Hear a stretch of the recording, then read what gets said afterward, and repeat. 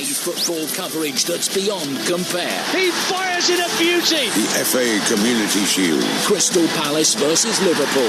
Live on Talksport. Well, the players are heading back into the tunnel, back into the dressing rooms here at Wembley after their warm-up. There will be a laying of wreaths for Diogo Jota and his brother Andre Silva very, very shortly. Just to finish what I was saying about the tifos, and then being no tifos here at Wembley today, Crystal Palace fans are unhappy about it. They have a history of displaying some brilliant tifos. They take time over it, they care about it, and we saw at the FA Cup final just how brilliant they can be and creative with them as well. I'm told they wanted to display a message aimed at UEFA amid the controversy about their European campaign. Well, that won't be happening. There may well be other banners that Palace fans have that they will display. We'll let you know, but certainly pre-season there's been some banners. One said CAS, Court of Arbitration for Sport, give us what we earned, and another one said UEFA, morally bankrupt, revoke the ruling now. So passion's running high. That ruling, the final outcome, we understand will be found out tomorrow, so we'll let you know all about that with the reaction to it on Talksport as well. We're waiting for the representatives of clubs to come out with wreaths to be laid as well, so we'll let you know exactly who is doing that and what they're doing very, very shortly. But just to also let you know that in terms of Wembley and how they're going to pay respects, they are starting with "You'll Never Walk Alone" here at Wembley, and you can understand that. There have been some Diogo Jota banners around Wembley and in Wembley as well. There is Diogo Jota's face with the number 20 shirt, a big banner being held up away to our left. Another one says Diogo Jota, Liverpool's number 20, forever a red. Diogo Jota, forever our 20, forever in our hearts. R.I.P. Diogo, our lad from Portugal, forever 20. And all the Liverpool fans are standing up, scarves aloft, and they are singing the song. Another one, Diogo Jota, the lad from Portugal, forever number 20 from the North Down Reds. And I don't know where I'm going, but I know where I've been. Live the dream. And the no, the word no, it's K20W. 20, the number for Diogo Jota. And for the first time in Liverpool's rich 133-year history, they are retiring a shirt. It is the shirt of Diogo Jota. And as the match programme today says, forever a red, forever remembered, forever 20.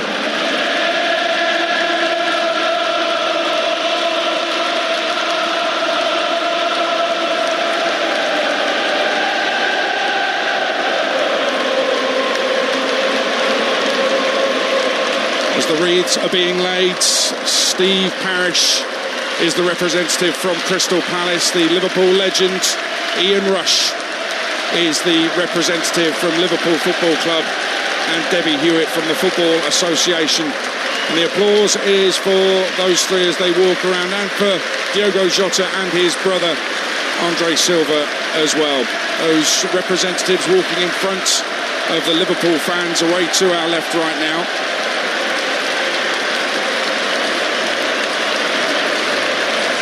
And the noise exceptional. And on the screens is a message: rest in peace, Diogo Jota and Andre Silva. You'll never walk alone. Just imagine that atmosphere next Friday, live on Talksport at Anfield, when those fans, those home fans, will be paying their respects. There's already a mural to Diogo Jota that's been finished near the grounds. I'll be going to check that out next weekend when I'm there. And Diogo Jota wasn't just a brilliant footballer, he was a good human being. He was humble, he was generous by all accounts. No overinflated ego going on. He was never in the news for anything but good reasons. And, 92 days after his last Liverpool goal against Everton in the derby, it was just 11 days after getting married to his long-term partner, Ruta Cardoso. We were all shocked. We were all stunned, and we were all saddened by the death of Diogo Jota in a car crash. His brother Andre Silva also dying in that accident. Andre Silva, a winger himself, who spent time in the Porto youth setup alongside Vitinha, who's now at PSG, then played for his and Diogo's hometown of Gondomar before playing for Penafiel in the Portuguese second division. Incredibly sad occasion, incredibly sad story that somebody at the age of 28, a professional footballer, a Premier League footballer, a Premier League champion, just suddenly just goes like that. Incredible. And some amazing messages from within Liverpool as well. Andy Robertson, who was at the funeral, said it hurts so much, I can't believe we're saying goodbye. Virgil van Dijk promised that they would always be there for the family. Arne Slot simply said, my message is clear, you'll never walk alone. And let's not forget the Wolverhampton Wanderers football community mourned one of the greatest players actually in their modern history. It was unbelievable for them as they got to the quarter-finals of the Europa League under Nuno. He had some sensational games, Diogo Jota, and as a player he scored goals, 65 and 182 for Liverpool. His work rates appealed to all the Liverpool fans, the core of working class fans in the old Liverpool Dock City. His ability to find space, kind of supernatural at times. He scored goals, but they were important goals. If you look at the record, they were openers, they were equalisers, they were winners. It was rare it was the fourth in a 4-0 win. It was a crucial part of what Liverpool did. And they're just 28 years old, a father, a husband, a son, a brother, a friend and a footballer. Diogo Jota will be missed, and his brother Andre Silva as well. The wreaths have been laid, and now we await the formalities before the game itself. But Dean Ashton, you can sense that emotion in this left half of the crowd, but also among the Palace fans who... There was a Palace shirt I saw earlier which basically talked about the football family. There's a long message on the back of it, the football family, and Diogo Jota, a tribute to him. So I think all football fans felt it. Yeah, they did. Obviously, more so for the Liverpool supporters and the Wolverhampton Wanderers supporters, but certainly the wider football community. I think we were all absolutely stunned and totally saddened by what happens. It really does put life and football into perspective. You're right, I thought away to our right-hand side, the Crystal Palace fans were just superb, and the Liverpool fans, as always, that togetherness that they've always shown for one of their own. And it's the sort of thing that you expect to see, but still always grabs you all the same. Absolutely. I think the other thing, I think we all felt it on the day that we heard about the tragic passing of Diogo Jota, was a sense of loss amongst the whole of the football community. And I remember Stuart Pearce being on the radio at the time, and he was articulating his thoughts and feelings and saying that he felt lost. He didn't know Diogo Jota, I don't think he'd ever even met him, but he felt that sudden feeling of sadness just wave over him, and it came across the whole building on that day. And it is unparalleled, isn't it? I mean, I was trying to find another example of a team that had gone through such a tragedy, just to see if there was anybody else who had dealt with such a thing. And the only thing that we could sort of come up with was Marc-Vivien Foé. He wasn't at Manchester City at the time. He'd left the club in the summer, but then passed away sadly, dramatically, on international duty in that summer. That had a profound effect on the dressing room, and Stuart sort of, I think, talked about that because he was there at the time. But I know Liverpool spent a lot of time getting psychologists into the dressing room straight away. The fact that they went off on their Asia tour and bonded together straight afterwards has been a big thing for them.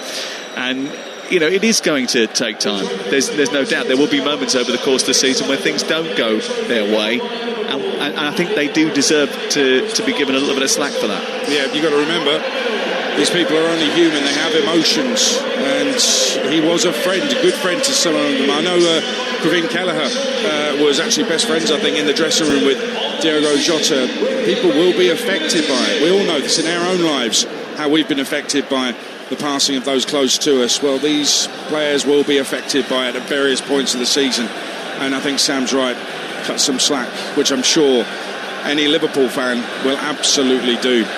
We're waiting for the teams to come out. They're in the tunnel, and what a glorious sight that is as they will emerge from the tunnel, and right in front of them will be the Community Shield on a plinth in the middle on the halfway line. To the left is the Premier League trophy. To the right is the FA Cup trophy.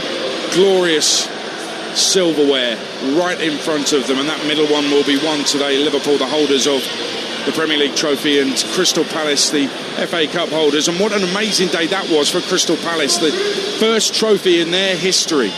Sensational victory against Manchester City, and that special moment, I remember talking about it after the cup had been won, after the full-time whistle, and saying this is just that moment they've all been waiting for. They've had so many years where, yeah, they've had some brilliant wins, they've had promotions, they've had some good cup runs, but this is the moment. This is that moment in their lives they're sharing with family and friends that they will never, ever forget. And Crystal Palace holding on to that amidst this European controversy. And the Community Shield spirit being embodied by the two managers in the tunnel.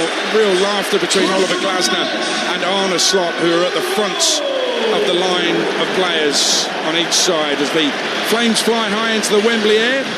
We don't need warming up, it's absolutely roasting in here. The Liverpool crest, a big flag to our left on the pitch being waved. The Palace Eagle is flying to the right. And a thank you to the volunteers who are helping out today.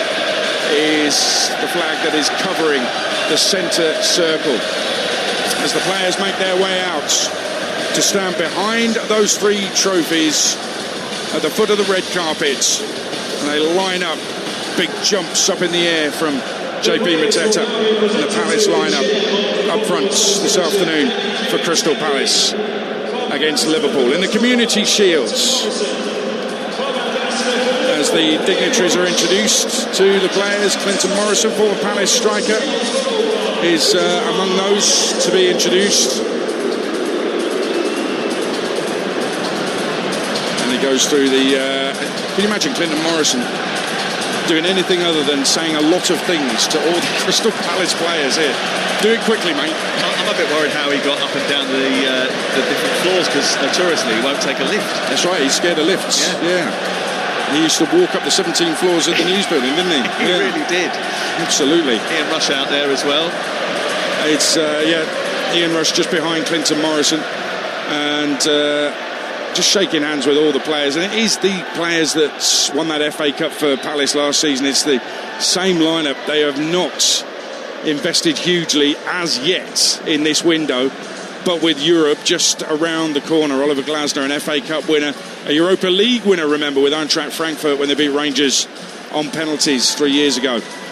As the line moves on to the Liverpool players, Virgil van Dijk introducing Debbie Hewitt to the mascots and to Arne Slot, to Alisson as well, the Brazilian keeper, in goal this afternoon. And this is where you realise just how small some of the players are. Had no idea Milos Kirkos was that small, but he's not even the smallest. That's incredible. And that is completed. The dignitaries complete their work, and now we will observe the national anthem.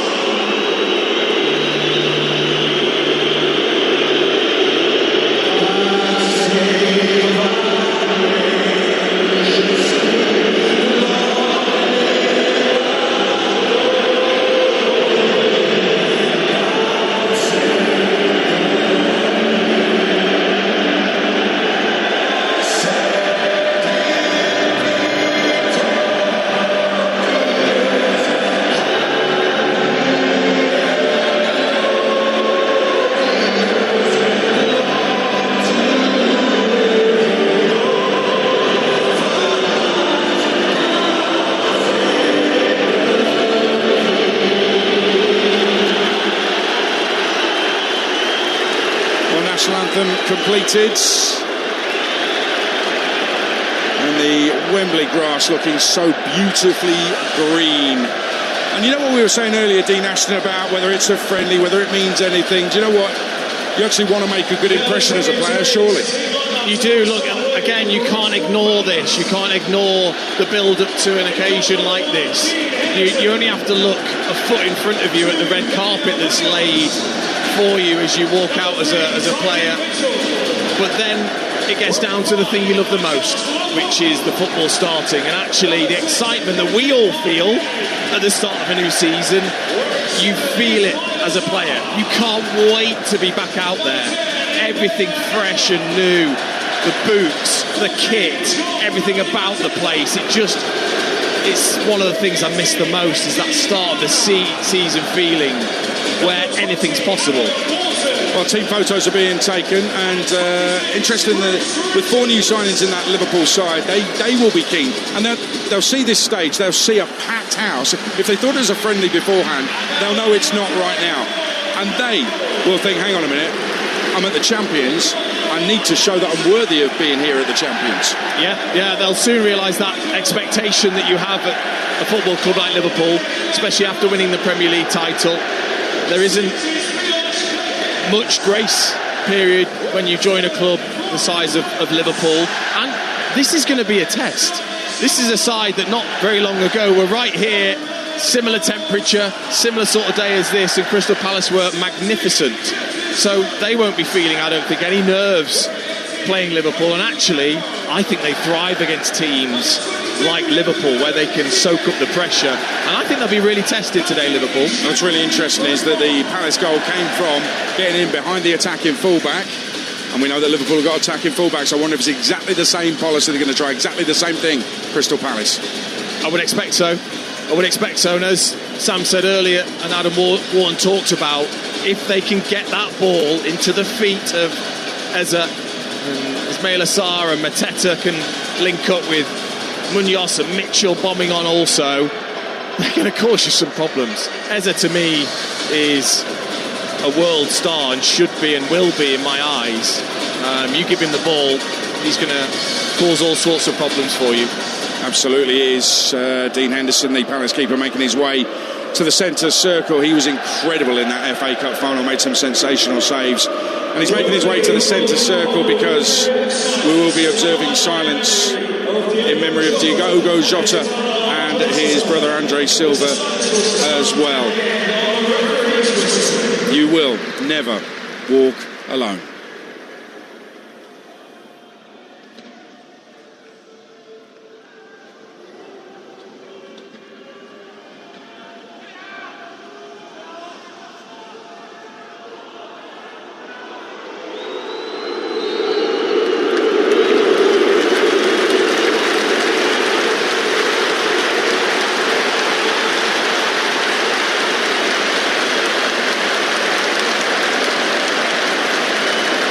Well, it had to turn into applause in the end, and understandably so. Maybe not everybody was on message at Wembley. 2 teams in a huddle as we get ready to go. Community Shield, Liverpool against Crystal Palace. And here's our team. Behind the goal is Alex Crook. On commentary for Talksport, it's former England striker Dean Ashton alongside Sam Matterface. Well, thank you very much, Adrian. Good afternoon, everyone. Welcome to Wembley in the sunshine. And as Adrian has already pointed out, only those wearing a Liverpool shirt, those who sat across a dressing room, trained daily, flew across the world with Diogo Jota, really understand the impact and the pain of the loss. But they will walk on, and they will do so in the knowledge that they are not alone. Crystal Palace about to get us started. Red and blue stripes, blue shorts and blue socks. They're attacking the goal away to our left with the same team that started the cup final, and decked in their new Adidas kit, ecru in colour, beige, and black shorts. Liverpool attack the goal away to our right with 4 of their new signings. The referee, Chris Kavanagh, the VAR, Paul Tierney. The ball out of play over on the far side, and all the sunshine remains. The summer has gone. The first steps for Premier League teams into the new season are taken here under Wembley's arch, with a packed stadium split east and west into north and south. There's lots of red, there's lots of red and blue, both who want to look forward but can't help but look back. It will be fascinating, Dean Ashton, to see how both edge into the new season. I will.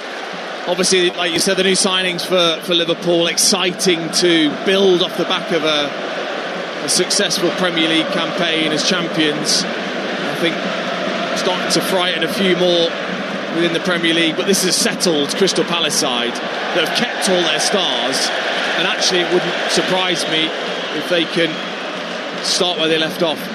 Little bobble just pops up in front of Kamada in the middle of the park, and it goes out towards the left-hand side. It's collected by Kanate on this near side, and on the right of us, as we're looking, the Palace fans bring out a banner which says UEFA Mafia, and behind that, huge flares, red flares billowing into the afternoon sky. They're clearly unhappy. We're banned from bringing tifos in today, but they have bought this huge banner which they've pieced together, I think, with the words UEFA and Mafia next together. Of course, UEFA will make a decision, or be cast to make a decision tomorrow on UEFA's decision to expel Crystal Palace from the Europa League and put them into the Conference League. The ball is out towards the right-hand side. Liverpool on the attack here. Mo Salah takes it from the sky in the shade from the sunshine, down away to our right, collected by Frimpong, making his debut today for Liverpool. He plays it back to Konate, and just right of the centre circle, it's collected by Curtis Jones, who may have to get through a lot of work today at the base of that midfield. His shirt is tucked in at his waistband. He sends it out to the right. Salah immediately engaged by Eze and Mitchell. The ball bounces towards halfway. Backwards, Konate goes to Alisson Becker, who'll have extra competition in Mamardashvili this season. And then Van Dijk sends it long, goes downtown towards Gakpo. He gets towards the byline. He tries to shuffle it back, gets a little bit of help over on that far side. It's sent back into midfield. Ekitike went over to try and receive it, gives it into Szoboszlai. They're left of the Crystal Palace half here. Liverpool in possession. Van Dijk now gets it back on the edge of the centre circle. But that big raking ball from Van Dijk just maybe signalled a little bit of a difference in intent for Liverpool to get the ball up, forward, down into the channels nice and quickly. Yeah, well, new season, but same Van Dijk. I mean, just with that style that he has, looks so relaxed.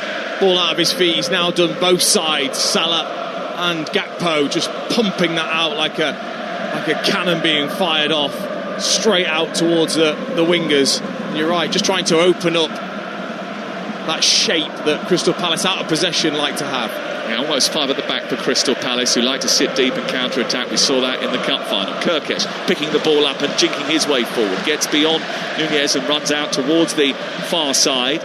And the ball comes back infield and then is picked up towards the edge of the area by Ekitike. A little flick out to the wide left position. Wirtz tries to send it forward. Ekitike with a shot into the far corner. What a start for Hugo Ekitike from the edge of the penalty area. He arrows the ball into the far corner. He scores Liverpool's first goal of the season. It's a terrific combination between the two new players. Wirtz into Ekitike, and from the edge of the box, he arrowed that into the corner. Liverpool are already celebrating a first goal of the campaign. It's taken less than 4 minutes. Ooh, that was sharp. That was class from Hugo Ekitike. First of all, it was played into Gakpo, fizzed in, beautiful touch, played back out, and then once again fired in towards Ekitike, back to goal, takes a gorgeous first touch, instantly kills it, little touch out of his feet, and then finds the corner, fizzes it, zips it off the wet Wembley surface into the corner. What a magnificent start to his Liverpool career. That was excellent. Gakpo over on this left-hand side. Kirkesh was involved. There was accusations of an offside, and there will be a VAR check, but that is quickly dismissed. It went back out to Wirtz, and then towards the edge of the penalty area, Ekitike taking one touch to get him away from Chris Richards, and he squeezed it through the legs of the other defender.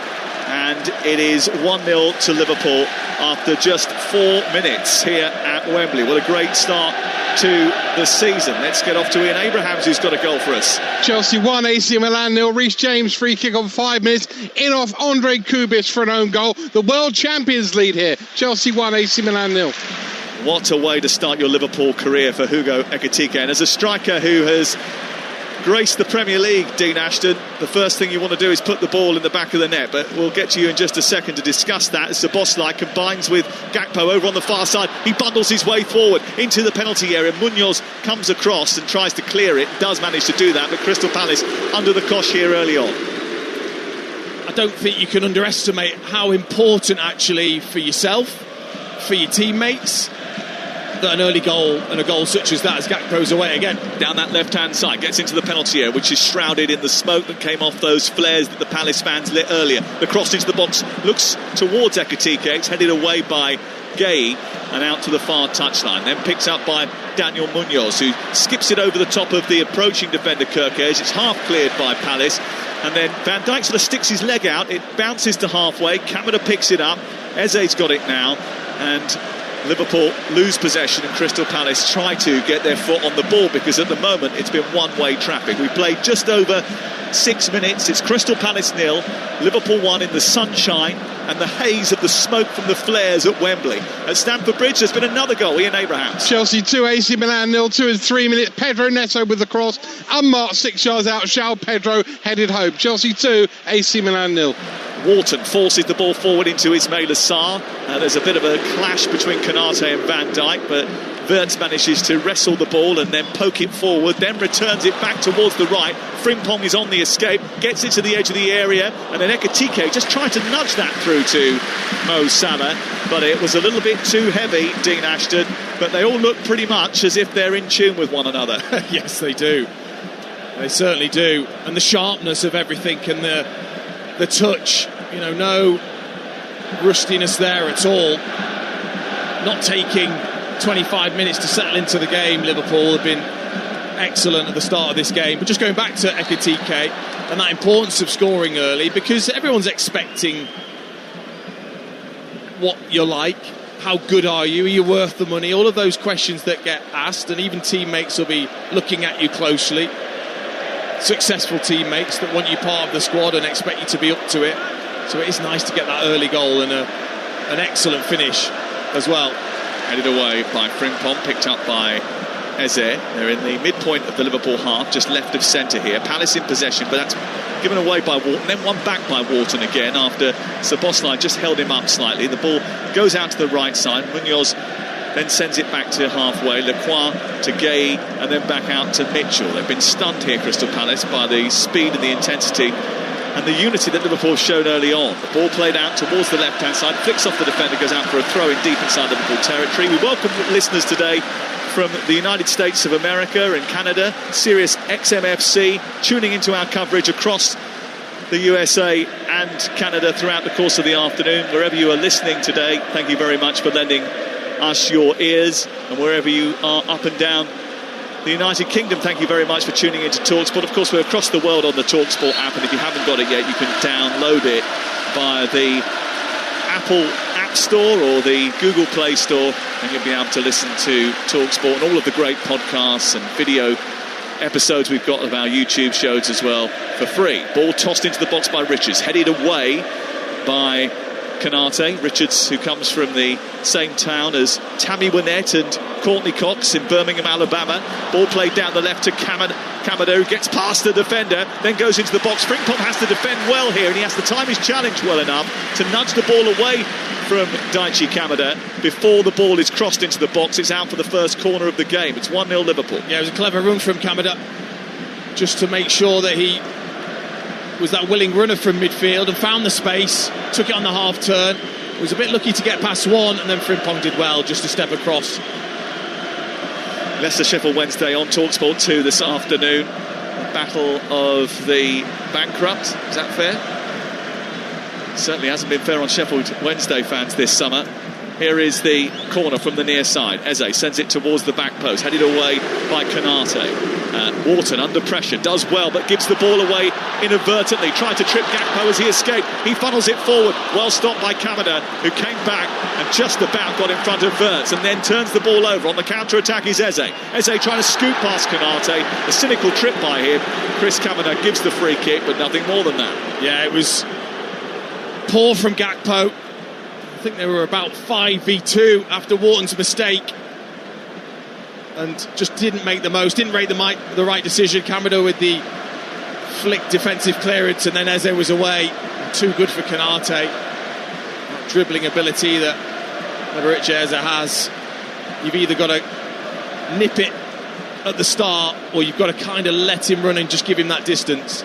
Well, Crystal Palace ended the season in terrific form, unbeaten in 8. They haven't lost since the 16th of April, but pre-season has been a little bit of a disappointment. No major incoming, save for Walter Benitez as backup, as the goalkeeper, Ajax left-back Borna Sosa. But they have so far retained Eberici Eze, and you do get the feeling that he might be the difference if they're going to have a decent campaign this time around. He's lining up this free kick. It's a good 12 yards back from the edge of the penalty area. The Liverpool penalty area that they're defending away to our left in front of a bank of Liverpool fans who are singing and have been since they got into this stadium earlier on today. As a bit too long, I think, for him to try and go for goal from here, so he's just encouraged Mitchell to join him. He touches it, gives it to Eze, takes a couple of steps forward, then he does shoot, takes a deflection, bobbles behind, and it scoots off Curtis Jones, I think, and goes out and away for a corner kick away to our left. A little bit slow on the uptake there, Liverpool. Just allowing Mitchell to roll that to Eze, who could then just take 3 steps forward and strike towards goal. Lucky that it took the deflection, but right play by Palace and a little bit slow from Liverpool. Well, Liverpool finished the season without a win in 4. They haven't won since the 27th of April. Their summer blighted by tragedy. Pre-season was disrupted as a result. It will take time for the new signings to bed in. The corner comes in towards the near post. It's flicked away by Ekitike, struck by Wharton. Headed forward towards Mateta. Ekitike, the new signing, who didn't take too long to bed in at all, just 4 minutes before he managed to score his goal. But overall, it might take a little bit of time for them to find their rhythm, to get used to one another. I do think that bonding trip that they had when they were in Asia and they did go away for a period of time together certainly helped them. And Arne Slot has been nothing but not only charismatic, but if anyone was able to choose the right words at the right moments this summer, it's been Arne Slot, and I think it's been that way since he took over from Jurgen Klopp. He seems to politically handle himself so eloquently, and his team play with a similar confidence.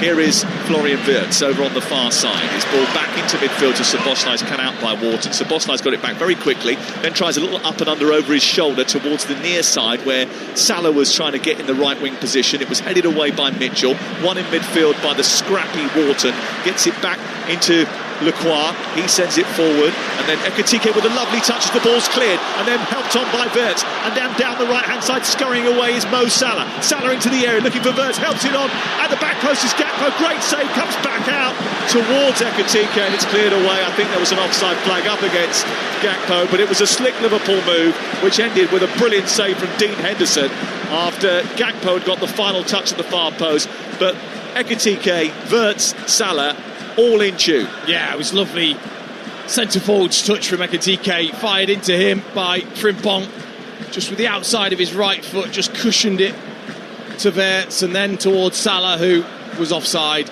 in the initial attack. Just got attacked by some sort of insect which got in between my glasses and my microphone, and then went to whack it and then knocked myself out. So let's go to Alex Crook, who's behind the goal. Well, you talk about those Liverpool attackers being in tune. So are the Palace fans. They're still banging the drum. They're singing Ollie Glasner's Red and Blue Army. Certainly that early goal hasn't dampened their enthusiasm. Mateta sent through the middle by Kamada, faced up by the goalkeeper, who comes out, makes himself big and stops Mateta from pulling the trigger inside the 18-yard box. Danger's not past. His Sar edge of the area, tackled by Van Dijk, is late. It's a penalty. Well, that was clumsy. Liverpool just switched off. The offside trap was breached. Kamada's ball down the inside left channel found Mateta. He went racing through one-on-one with Alisson, who came out, made himself huge, did make the stop, but then as the ball continued to travel across the edge of the 18-yard box, Virgil van Dijk, with a rather late challenge, committed to a tackle he couldn't win, and a penalty is given for Crystal Palace. I mean, he's fractions away, Virgil van Dijk, but it's a big mistake. He just doesn't need to. He's expecting Ismaila Sarr to make the strike, and instead he just takes that extra touch. And Van Dijk just stuck that foot out. Well, Ismaila Sarr felt the contact right on the top of his big toe. VAR will look at it. What's your verdict, having seen a couple of replays? Oh, he's trodden right on his big toe. Of course, we had some controversy during the cup final over VAR calls. Yes, I'll bring Big Virgil up here. You can stand on your toe, and then you tell me if it's a penalty. It definitely is. But Mateta, by the way, he was so slow in the way that he got through 1v1. Alisson did brilliantly, and actually, in the end, he's now got a chance to score from the penalty spot because of his teammate. Well, Mateta, who last goal was an equaliser against Arsenal in April. Had a slow end to the season, but did score a lot of goals last campaign. Steps up to face Alisson, right-footed, and sends it straight down the middle, and Crystal Palace equalise. And just 3 months after their FA Cup triumph here at Wembley Stadium, Jean-Philippe Mateta gives them another magic moment. It's 1-1. And that's why you've always got to love being a centre-forward, because 1 minute you're down in the dumps, you've missed an opportunity that you should have scored. The next you're taking a penalty to score and wheel away and kung fu kick the corner flag with your name on the score sheet, as Jean-Philippe Mateta does. And again, that confidence of a forward, just dismissing that missed chance to then coolly send Alisson the wrong way and side foot it to the left of the Brazilian goalkeeper into the back of the net to draw them level. Well, Crystal Palace and their supporters have had a feeling of injustice over the summer, having been potentially robbed of a place in the Europa League. They were a little bit stunned by the start that Liverpool made. However, they have responded and got themselves back into the game. 17 minutes in, it's 1-1 here at Wembley Stadium, and these games usually quite tight matches, not many goals in them, usually what you would say in the betting market, unders on the goals, but already we've had 2 and we haven't even played 20 minutes here at Wembley. Here's Florian Wirtz, who's contributed to that with a brilliant assist for Ekitike. Salah back to Wirtz again. He's got support from Kirkes, who's moved up from the left fullback position. He's trying to crack a shot under pressure from Chris Richards into his chest, and it rebounds out over to the far side where it goes out for a throw-in. The Crystal Palace fans are the ones that are singing at the moment away to our right-hand side. There has been a red card in a friendly at Stamford Bridge. What's going on, Ian Abraham? Chelsea 2, AC Milan 0. Kubis, who scored the own goal, has now been sent off. Ball over the top looking for João Pedro. He raced onto it. Kubis couldn't stop him apart from bringing him down. Referee gave him a straight red. Had to. Chelsea 2, AC Milan 0. Back here it's Palace 1, Liverpool 1, and Munoz is speeding down the right-hand side of the Palace attack. He gets into the Liverpool half towards the edge of the area and then overhits his cross into the box, which was aimed towards a speeding Jean-Philippe Mateta. It's caught by Alisson, and Liverpool have the ball back again. How would you sum up the opening 19 minutes of the game? Dean Ashton. Well, I'd have to say the response from Crystal Palace has been excellent, because Liverpool was so sharp for the first 7 or 8 minutes. But I just think maybe that confidence from last season for Crystal Palace has just helped them to settle into this game, and they've been a threat since. Giving the ball away in midfield, and that's, I think, is going to be the Achilles heel for Liverpool if they don't sort that out soon. Here is Sarr, edge of the penalty area, trying to weave the ball out to the right-hand side, galloping up to reach it. Here's Munoz again. His cross is better this time. Mitchell's coming in, far post, and he missed it, just as he did in the cup final when he had a great opportunity. A ball over the top towards the edge of the back edge of the 6-yard box, and Mitchell, arriving late, just got his shot all wrong. But another sense of vulnerability from Liverpool, whose midfield have lost the ball on a couple of occasions, Dean Ashton. Yes, they have, and they've made the most of it, and they don't stop. The 2 wing-backs for Crystal Palace, it was Gakpo that wasn't switched on. Munoz was down the right-hand side, and the opposite wing-back getting in. Mitchell, you're right, just doesn't look comfortable, does he, in those forward positions. All it took was a jump in front of him from Frimpong, and it just put him off that side foot volley and ended up coming off almost the bottom of his heel rather than the meat of the inside of the foot.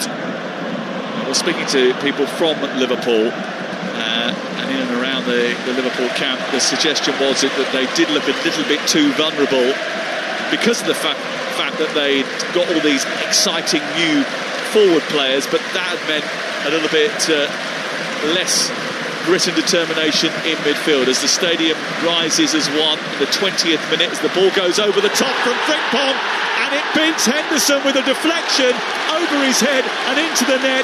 And in the 20th minute of the game, as the crowd were paying tribute to Diogo Jota, Jeremy Frimpong gets his first Liverpool goal with a cross-come shot which took a heavy deflection from the goal line.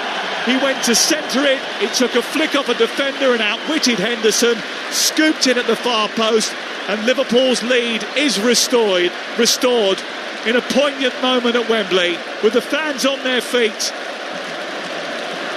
It's Crystal Palace 1, Liverpool 2. Oh, he enjoyed that, didn't he? Another new signing on the score sheet for Liverpool. But this is so lucky. Will he claim that he meant it? Probably, because that's what we do, but he didn't. And there's nothing you can do as a goalkeeper. He's not expecting it. Dean Henderson's set. He's ready for the cross that comes flashing across his box. He's just bouncing up and down almost on his knees, waiting for that to be flashed across. Then all of a sudden, because of the misdirection of the cross from Frimpong, the way it just skips up and over with the spin just under the crossbar, nothing the goalkeeper can do. I think I don't actually think it did take a flick off anyone. I think he just miskicked it. Well, he just, as he scooped right under it, he's just got that forward spin towards that far post. He doesn't mean it though. No way am I going to believe him if he says he did. Well, the banners are out because that was the moment that the Diogo Jota song was expected to be sung, and now the Liverpool fans are rising to do that, to celebrate their fallen hero. The tragic passing of Diogo Jota will be marked on a number of occasions over the course of the season, no doubt. But maybe it was a moment where they will feel Diogo Jota was looking down on them, that at that particular juncture, 20 minutes into the first competitive game of the season, the first competitive game since his passing, a goal was scored. A Liverpool goal that makes it 2-1. You're listening to Talksport. Talksport 2 later has live coverage of Leicester against Sheffield Wednesday, and we'll get team news from Jeff Peters in just a second. But Gakpo is on the hunt once again as Liverpool look to come forward. He's dispossessed by Wharton. It's a good ball by Mateta to release Eze to halfway. He runs, but he's got a lot of work to do to get beyond the Liverpool defence, and Frimpong has come back and beautifully covered and found it all the way back to Alisson in the Liverpool goal. So let's go off to the King Power Stadium and find out who Leicester and who Sheffield Wednesday are able to field this afternoon. Jeff. Well, Barry Bannon is eligible and starts and captains the Sheffield Wednesday side, which almost picks itself given all their off-field problems. 4 of their 9 subs have never played a league game. Jordan Ayew starts up front for Leicester, now wearing the number 9 after Jamie Vardy's departure. Liverpool on the attack again. Eze collides with Frimpong, who bounces straight back up, buoyed by the fact that he's got his first goal. Then has to tussle with Mitchell in the wide left position as Palace look at it. Frimpong getting back, just holding him up. He's making himself a bit of a fan's favourite, I think, not only by scoring the goal, but the bit of covering work that he just did was particularly impressive, and he's pretty happy to get stuck in. And we'll take a little pause there because there is a drinks break, a hydration break, because it is incredibly hot today. It is baking down there at pitch level in particular. And you're right, I think, Frimpong, what you will get with him is that incredible effort. That'll endear you to the supporters straight away.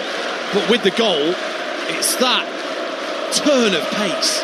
Over the first 3 or 4 yards, it's going to be very difficult for players to keep with him. Yes, the bit of luck with the spinning cross over the top of Henderson, but that initial burst of pace is definitely a difference on that right-hand side to what Alexander-Arnold brought.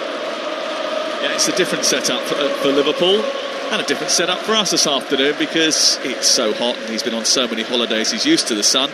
We stuck Alex Crook outside to pick up some rays. What's been happening? Well, luckily the end of the ground I'm at is covered by shade, Sam, so better to be lucky than good at times. I was particularly taken with the celebration at Jeremy Frimpong, the goal scorer for Liverpool, their second goal. Bit of dancing feet from him in front of the corner flag, and Ibrahima Konate did the same. I don't know if it's something they've been working on in training, but I've got to say it was mightily impressive. It was better than you and me on a dance floor. No one needs to see that, Crookie. No one needs to see that. Although, yeah, he did say that he was lucky to be sitting at the shaded end of the ground. The truth is that he had a hissy fit about sitting at the other end. That's the truth. But he won't tell you that. He didn't want to be too close to the Liverpool fans. I think it's something to do with his Manchester United connection. I don't know. Maybe, I don't know. Anyway, back with him in just a second. We've got another goal for you in just a moment. We'll do that because Crystal Palace are on the attack over on the right-hand side. Waters picked the ball up, clipped the ball into the penalty area. Before it reaches Mateta, it's grabbed by Alisson. We don't have another goal, but we do have details of what's been happening at Stamford Bridge from Ian Abrahams. Chelsea 2, AC Milan 0, like you've just had a cooling break. The own goal from Kubis and João Pedro. Kubis then sent off by Michael Salisbury for what was a professional foul. And by the way, Luka Modric on the bench. I might get him afterwards about Swansea. Chelsea 2, AC Milan 0.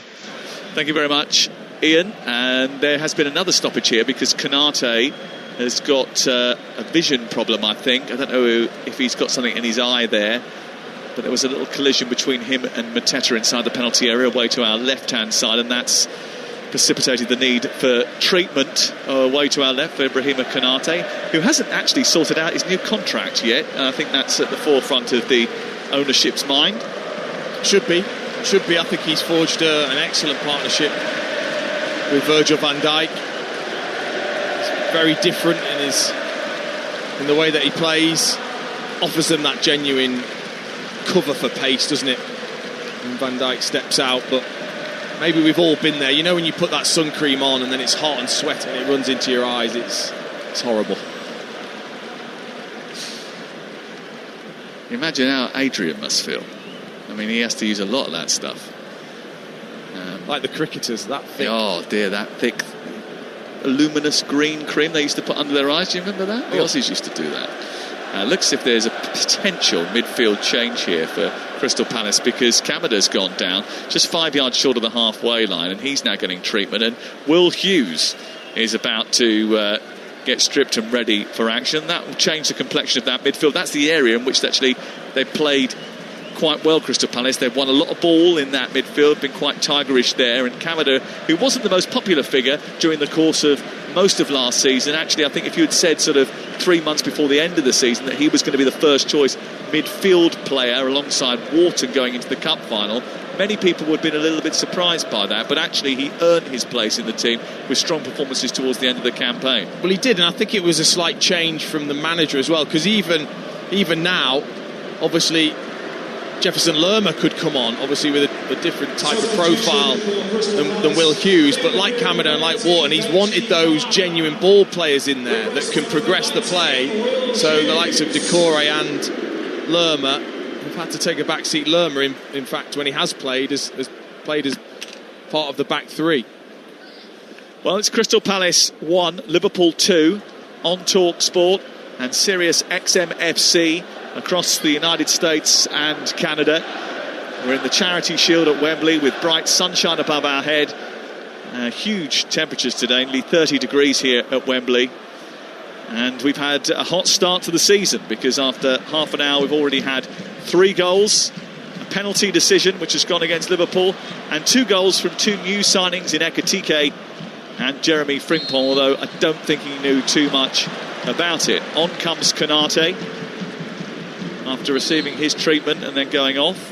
Hughes is now on for Kamada, so a little rejig in the middle of midfield for Crystal Palace, and we'll see how that materialises. No Gravenberg for Liverpool today. He'll be suspended next weekend after being sent off against Crystal Palace at the end of last season, and maybe Arne Slot just trying out Curtis Jones and Szoboszlai at the base of midfield. McAllister on the bench today.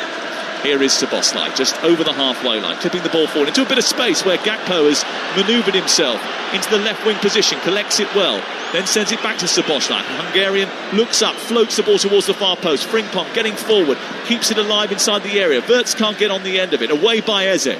On the edge of the Palace box, it's nudged further clear by Ismail Assar, but then Kirkes is there to win it, and he quickly tries to rifle forward, but across the ground very rapidly was Adam Wharton, and he blocked the attempted pass forward and sent it out for a throw-in. Well, already I think we could see a bit of a pattern.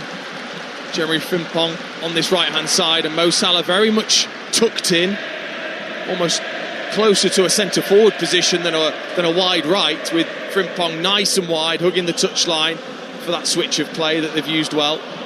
And that's great when you've got the ball and you're in possession, but what it does mean when you lose the ball quickly, there is the opportunity for other teams to counter-attack unless you've got the midfield cover. Yeah, and that's where Gravenberg has been excellent in that role, in sensing the danger, and then it allows the 2 centre-backs, Van Dijk and especially Konate, on the cover to stretch out wider to cover that space if they can. Well, Palace know all about keeping clean sheets and keeping the ball out of the net, but not today. They did go 560 minutes without conceding on the road between January and April last year, and their success in the cup final was largely down to the fact that they did get a little bit of luck, but also they defended particularly well in that match. They've conceded twice already in this game, which is unlike Crystal Palace, and they're now going to have to score again just to force a penalty shootout at the end of this game. They trail by 2-1. Frimpong and Ekitike with the goals. A couple of the substitutes warming up down in front of us, and the applause is reserved for Alexis McAllister, who just trots up the near touchline. Palace have a throw deep inside their own half of the field in the right fullback position. And it was a foul throw, was it? The ball come out and then go straight back off the pitch. Either way, it's now reverted to Liverpool, and they have it midway inside Palace territory. Over on the left as they look at it. Thrown in by Milos Kerkez, the new signing from Bournemouth, into Gakpo, who felt he was fouled there. Referee didn't, play on and continues. Eze chips it forward, looking for the run of Sarr down the right. It's headed away by Szoboszlai, kept in well by Munoz initially, and then tried a little roundhouse trick on top of the ball and run out of room and took it out of play, and it's away with Liverpool over on the far side again. Well, it's been nice and open, hasn't it, from both sides. There hasn't been any caginess towards the game. There has been that freedom, I think, from Liverpool to see how the new players have fitted in and already understand what the manager wants. And then Palace giving enough already to show that they keep the players once the transfer window shuts and keep them fit, that they could have another very, very good season. Frimpong, one of the new signings into Salah, stopped by Hughes as he tries to centre it. It's on halfway and it's out for a throw into Liverpool. Arne Slot did say this week that he is focusing on tightening his defence in pre-season. He said we do need to concede less. So it's not only conceded goals, but we conceded a lot of chances. And he talked about the game against Yokohama Marinos while they were away in Asia.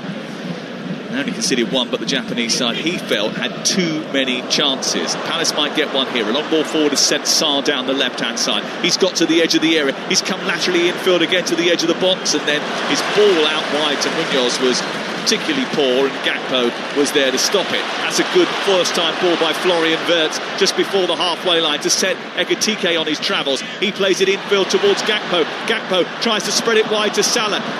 Just about missed Mitchell, then missed Salah as well, and then he recovers the ball by the corner flag and goes back to Frimpong. Wasn't quite tight enough there. A little bit loose from Liverpool, who had a great chance to counter-attack. Back to Salah again. Down the right it goes, travelling towards the edge of the penalty area. The byline was Curtis Jones. He's dispossessed by Mark Guéhi. Guéhi gets it back to Hughes, and then he pumps it forward rather aimlessly, really. It's picked off by Konate. What a chance for Liverpool. Yeah, it was a great break, first of all, from Crystal Palace. Ismaila Sarr with the run in behind, the space that was left, Mateta's movement to take Konate away. But the best players, Van Dijk's definitely one of those. They're like AI. They learn, they recalibrate, and they don't do the same thing again. And he just stood there, he watched Ismaila Sarr fake to shoot and think, well, maybe he's going to step in again. He didn't, and the minute he took the next touch, he just took the ball away from him. It was brilliant defending from Van Dijk. Depends what model of AI you're using. There's been a few headlines about that this week.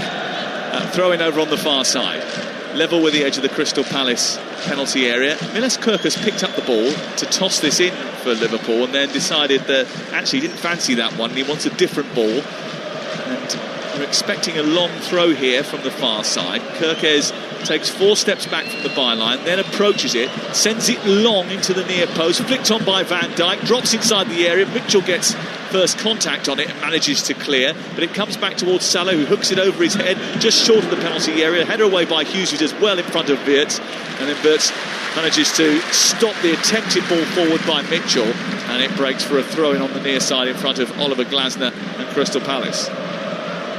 Well, you know, Liverpool, Premier League champions, but we all need a long throw. We all need to just get it in the mixer And why not? When you've got Van Dijk with the ability that he's got, what a ball. What a ball by Eze over on the far side. Liverpool lead by 2-1, but Palace on the attack. A cross-court ball by Eze is picked up by Munoz. Munoz's cross into the area is a bit behind Mateta, but it might reach Mitchell, and Hughes is coming in underneath it, and he cracks it over the top of the crossbar on the volley. He was just arriving a little bit too early there, I think, Will Hughes, for the ball. It might have been better served for Mitchell, but maybe he saw his attempted finish a few minutes ago and decided I should take it, but he missed the target. But a great crossfield ball initially from Eze. Yeah, the vision and the technical ability to play that pass from Eze was perfect for Munoz to then pick out. I think he was going for Mateta. Mateta sized up the overhead kick, decided against it, and then when it dropped, he's a better technician than that, Will Hughes. I think he just went a little early on it, and therefore hit the underside of the ball and up and over the top. He just had to wait a fraction of a second for it to drop. Here is Szoboszlai steaming forward over the halfway line, looking to try and release Wirtz, but it was a good intervention by Munoz, who tracked it all the way and stopped that counter-attack from developing. Let's go behind the goal again and hear from our chief football correspondent, Alex Crook, who has made some new friends, I think, behind the goal. I tell you what, these lot are absolutely brilliant. They've all got black T-shirts on, the Ultras, with the UEFA symbol, UEFA Mafia in big white letters, with a Euros sign. Not only have they been voicing their frustration against the authorities, Evangelos Marinakis, the Nottingham Forest owner, he's got one or two negative mentions, shall I say, as well. They're not mates with him, I don't think, after some of the rumours about who instigated what this summer. Here is Alisson sending the ball forward up towards halfway. It just eludes Mo Salah, headed away by Gay, and then out to Mitchell from Chris Richards. Mitchell picks it up, runs forward. He's a couple of yards inside the Palace half of the field, goes back towards Gay, then on to Lacroix, and then out to Richards once more. Richards, who strides over the halfway line, the Palace right in those red and blue jerseys with a thick white trim. Wharton tries to send the ball forward. Mitchell had made quite an intelligent run, actually. It wasn't a bad idea from Crystal Palace. Mitchell coming in from that left wing position and getting into the edge of the penalty area, and he was spotted by Wharton, who just couldn't quite find him. No, I think that was a poor attempt from Wharton. I don't think it was a difficult ball, just to softly cushion that over the top of the Liverpool defence. Brilliant run from Mitchell as Eze just pulled out to allow that space for him to then run in behind. Remains 2-1 to Liverpool, live on Talksport here in the sunshine at Wembley on this Sunday afternoon. And tomorrow morning, Ali McCoist is back on the breakfast show at 6 a.m. You'll get your Ali McCoist fix on Talksport from 6 o'clock. And he'll be joined by Ray Parlour tomorrow morning. And we have a special treat for you tomorrow afternoon at 4 o'clock because we have Drive 2.0. Is that right? Adrian Durham is back on Drive tomorrow for one day only. 4 till 7 tomorrow. And that's live on Talksport. Make sure you're around for that. Daily Arsenal? Yeah, why not? Fans, you've got to give the fans what they want, Adrian. Ball out of play on this near touchline. Mitchell to take the throw for Crystal Palace. It's thrown into Mateta, who's manhandled a little bit by Frimpong, and the free kick certainly goes Crystal Palace's way. Chris Kavanagh took his time over that. It will be cleared up over the halfway line. Statistics show that Liverpool have had a lot of possession, but only 2 shots on target to Palace's 1, and the scoreline, funnily enough, is Crystal Palace 1, Liverpool 2. Yeah, it's one of those performances, a bit like I talked about before the game with Liverpool, in that, you know, that probably a little bit fortunate to be ahead and actually conceded quite a few dangerous moments by Crystal Palace. Still things to work on, definitely. Yes, but I'm kind of pleased about that, Dean, because we've had a good game. Oh, it's been terrific. Yeah. I mean, sometimes these sort of games, it feels as if the players are just, you know, working their way in and don't want to get injured, and actually it's been played at a terrific tempo. And Leicester against Sheffield Wednesday from the Championship is live on Talksport 2 a little bit later on today. Tuesday night we're round the grounds with the Carabao Cup special. Adrian will be hosting that. Wednesday night we've got live commentary of PSG against Tottenham in the UEFA Super Cup. Jim and Andy Townsend will be behind the mic for that one. Friday night, Liverpool-Bournemouth kicks off our Premier League coverage. Saturday, Aston Villa against Newcastle is our lunchtime game. We've also got Wrexham, West Brom and Blackburn, Birmingham on Saturday. Game Day Live, as always, with Adrian, Troy, Scott Minto and Mickey Gray. And then Sunday, we've got Ipswich, Southampton at midday on Talksport 2. And the Sunday session becomes Game Day Live this season. And Perry Groves, Jermaine Genus and I, alongside Alex Crook, will take you round the grounds on the first Premier League Sunday of the season. Here is Milos Kerkez playing the ball out towards the left-hand side, looking for the run of Gakpo, then looks for the return and goes darting into the inside left channel, but he's tracked all the way by Lacroix, and it goes back to Dean Henderson, who quickly rifles the ball forward, immediately wants to get Munoz on his bike. He went towards the ball, didn't get hold of it, then a little bit of confusion involving Wirtz and Van Dijk, and Konate has to come and sweep up on the edge of the penalty area, and it was good reading of the game by Konate, who very quickly chips it forward, looks for the run of Ekitike. Henderson's starting position was a good one, and he comes out 10 yards outside his area to clear before it becomes a real problem for Palace. But how quickly did Henderson want to play that ball in behind where Kerkez had left? It will have been something they would have looked at and worked on. They want to try and take advantage as quickly as possible, and then good goalkeeping as well, starting position nice and high. That's a lovely feat. Plays it into Szoboszlai on the edge of the centre circle, then strays into Palace territory with a good manipulation of the football into Ekitike. He returns it to Wirtz, and then Richards has to come across and stop the ball from reaching the German. But you get the sense that those two speak the same language. I think as well, in those tight areas, it just looks comfortable for them just to flick the ball between each other with high quality. Good reading of the game from Richards, though, to step across. Mateta trying to get away from Konate. There's a little nibble at him, and the free kick is given, and Konate gets the first yellow card of the season. Yeah, that's just a couple, though. That's why. Because Kavanagh's, as they do, just pointed across the pitch to a couple of instances that Konate's made a foul and said, that's your last one. Well, the FA Cup winners have beaten the league champions to the trophy in 7 of the last 9 Community Shield games. Cup winners Manchester United did lose on penalties to league champions Manchester City last year. In the Premier League era, only 8 of the 33 winners of the Community Shield have gone on to win the title, and all 5 of those happened in a 6-year spell between 2005 and 2010. So just by winning this doesn't mean that you necessarily go on and win the Premier League again. It's not always a good marker for what is to come. Here is Jones of Liverpool, who do want to retain the title and have spent a lot of money in order to put themselves in a very good position to do so. 4 of the new signings starting today, and there might well be a bit more money splashed between now and the deadline. Here is one of those new signings, Milos Kerkez of Hungary and now Liverpool, formerly of Bournemouth. Gets it back to Van Dijk, who finds Alisson. Alisson scooping it high into the air. There was an offside flag there before Mark Gay decided to hitch a run on the back of Mo Salah, and the free kick is given for Crystal Palace. 2-1 Liverpool. Yeah, and just talking about Mo Salah, we talked before the game about how that would develop with Frimpong and Mo Salah down the right-hand side. It's been a little bit quiet, Mo Salah. It looks like a slightly different position. He is a lot more in field than maybe we've seen him before. Was getting out of the way so Frimpong can go out the outside. Wembley's not really his friend, Dean. He scored in his first appearance here against Spurs, but he hasn't scored or had a single goal involvement in his last 7 games at Wembley Stadium.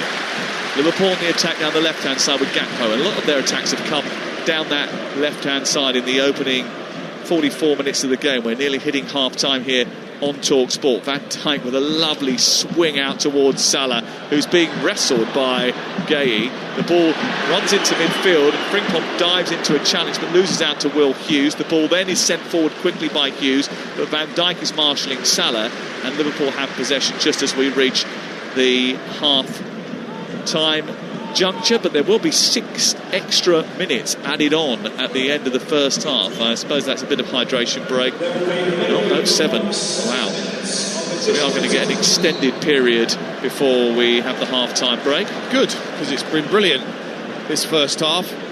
Community Shield final, and I think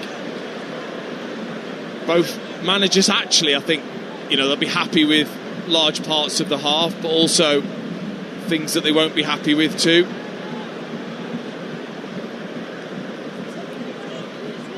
Crystal Palace are behind as we approach the half-time whistle, and they've won just 2 league games last season from losing positions. They've already fought back once in this game, but Liverpool have had a lot of the ball, and they have it now with Milos Kerkez over on the far side. He gets it back to Alisson. Alisson then clips it forward up towards the halfway line, but didn't really find anyone in particular, and Munoz got it back to Chris Richards, who was then fouled by Hugo Ekitike, and the free kick is given 12 yards short of the halfway line. It is half-time in the game at Stamford Bridge, where there has been goals and, well, red cards aplenty. Here is Talksport's Ian Abrahams. Chelsea 2, AC Milan 0. Kubis with an own goal on 5 minutes put Chelsea ahead. João Pedro headed the second. 3 minutes later, Kubis then sent off for bringing down João Pedro for a professional foul, and AC Milan had a goal disallowed, offside against Leao. Chelsea 2, AC Milan 0. Well, a brilliant opportunity for Crystal Palace has just developed here. A great ball from inside his own half towards the far side by Gay. Picked out Munoz, who's crossing to the penalty area. Was a difficult one, and in the end, neither Mateta or anybody else could get on the end of it, but it was a great opportunity for Crystal Palace. And that ball out towards the right-hand side, where Munoz is always stationed, is always on. Yeah, and it's not been worked well by Kerkez and Gakpo. Kerkez getting sucked in towards Van Dijk into the middle by the run of Ismail Assar, and then Gakpo not doing the work to follow Munoz. Again, put a decent ball in. That's 2 decent balls now he's put in that haven't been capitalised on. Well, that's the tactical takeaway from the first half, isn't it? You know, the fact that Liverpool, with those high and wide fullbacks, when they go on their rampages forward, they've looked a little bit vulnerable for the very quick switch forward into those positions that they've vacated. Also, Gakpo and certainly Mo Salah haven't as yet done the work to get back and help their fullback, but that will be part of what the manager's happy with, I'm sure. Gertz in midfield, wins the ball. It loops up into the air, headed forward by Munoz, and Mateta trying to beat the offside trap again. This time gets his shot away, misses the target, but the offside flag goes up very quickly on the far side. Actually, there wasn't too much hesitation there.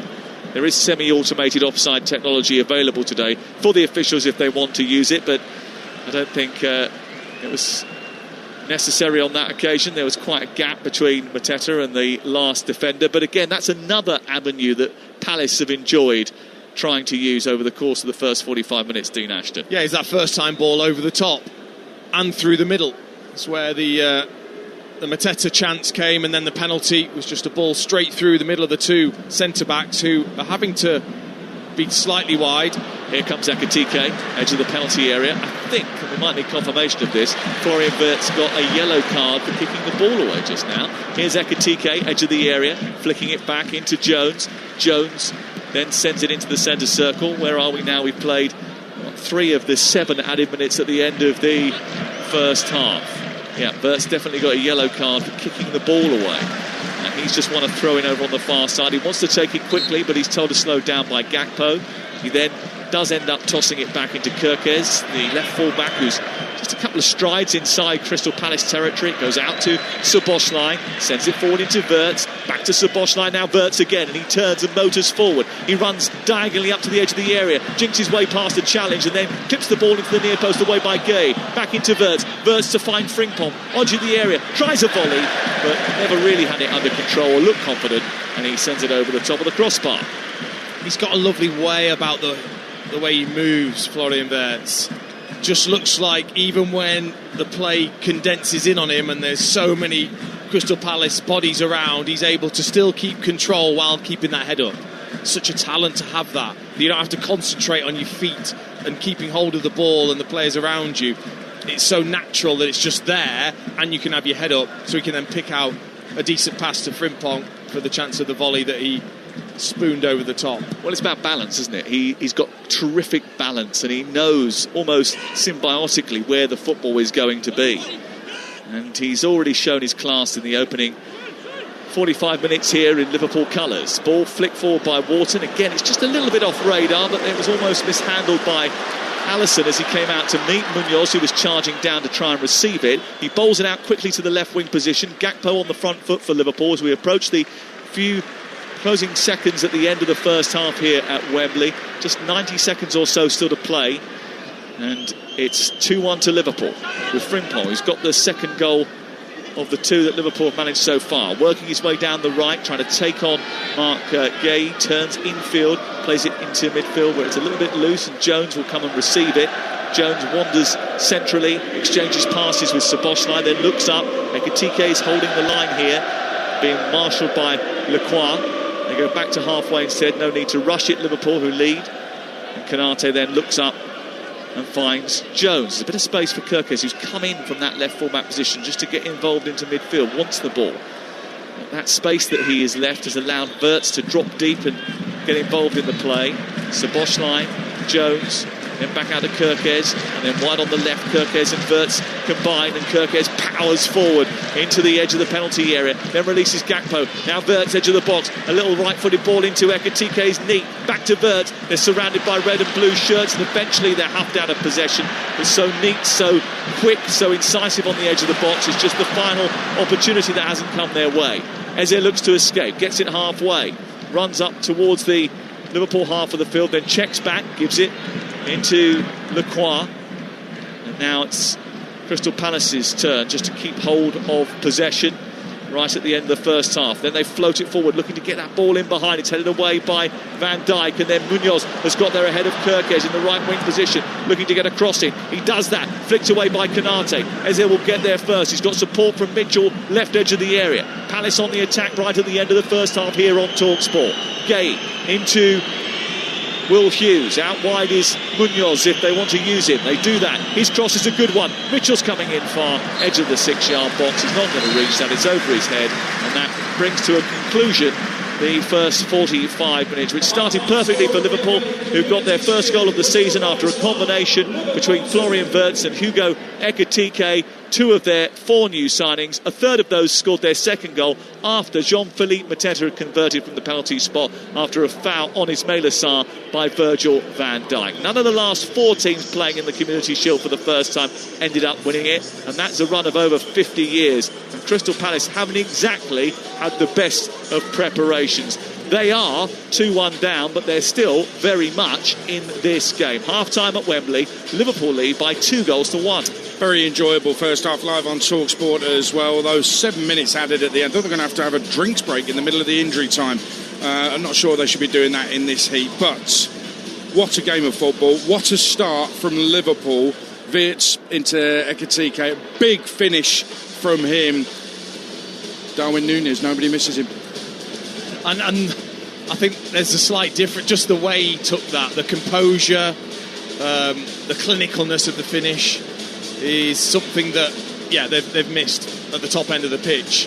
And to do it so quickly and with such confidence, that's exciting. It's exciting the way he took that goal. Yeah, really exciting. Now, I think there's been various moments where he has been exciting, but actually, we'll talk about the other 2 goals in a minute, the Palace penalty and the rather freaky goal that gave Liverpool the lead again. But there's a lot of good approach play from Liverpool, some really fine play, really easy on the eye, but without really creating that big moment where they should be finishing off the move. The Ekitike one early on, he's fired in a shot, but there hasn't really been clear-cut openings. Their XG is very low. 0.06 is their total XG, Liverpool, which is really low. Brilliant approach play, but maybe a little bit more needed in the box, really. Yeah, and of course that might take a bit of time with new players, but you're right, that approach play's been really sharp. The 1 and 2 touch play has been excellent. Where it's really crowded, they look to keep control, but there does come a point when that can become overcomplicated, and ultimately you're allowing the opposition to get compact, the time to get back into position. So, and Mo Salah's positioning is unusual at the moment and maybe doesn't look quite right.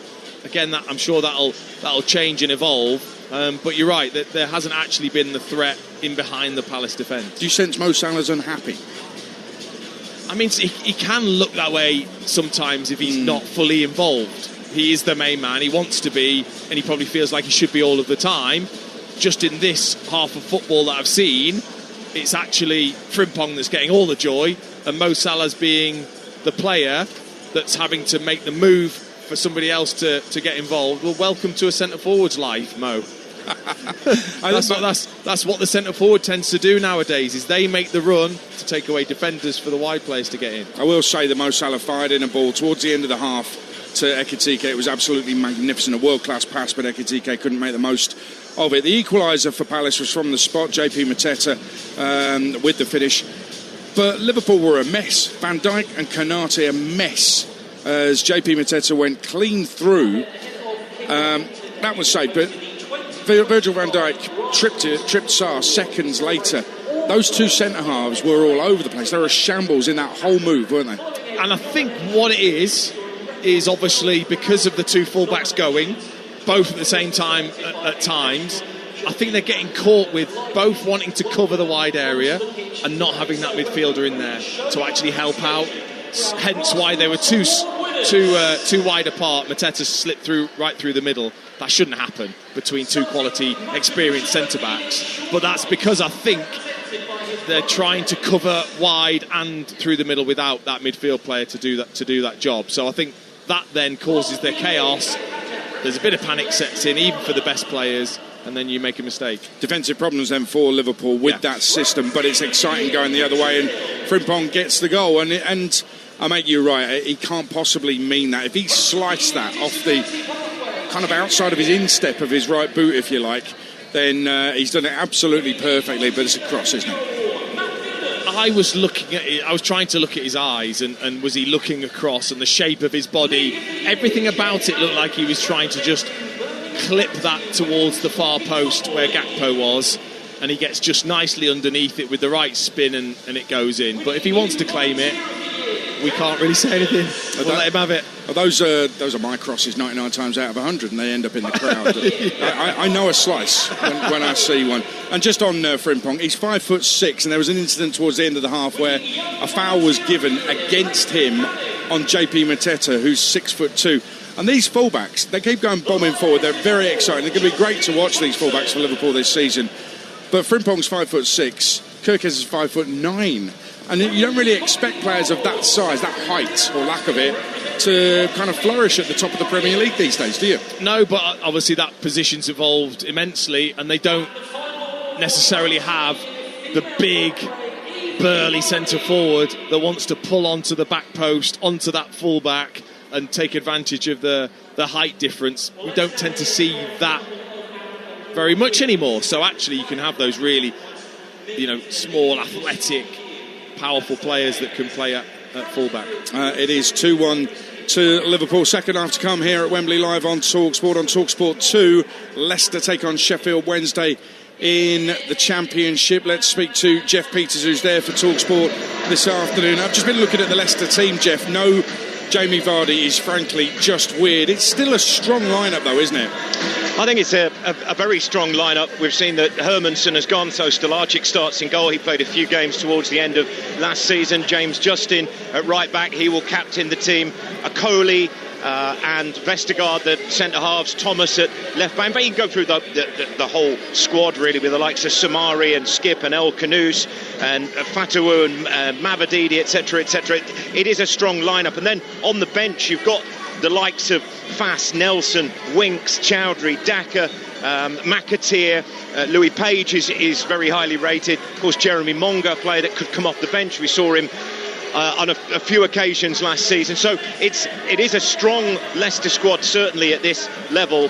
And you would say, against a Sheffield Wednesday team that are having sort of desperate times off the field, they certainly will be favourites to win this game today. But I think for Sheffield Wednesday, just to get a team out, a squad out today is an important thing. Barry Bannon, we didn't know whether he'd be eligible or not. He starts, he's captain. Bailey Kadamatari preferred to Ike Ugbo up front, possibly the only surprise. Of the 9 subs, 4 haven't played any league football whatsoever.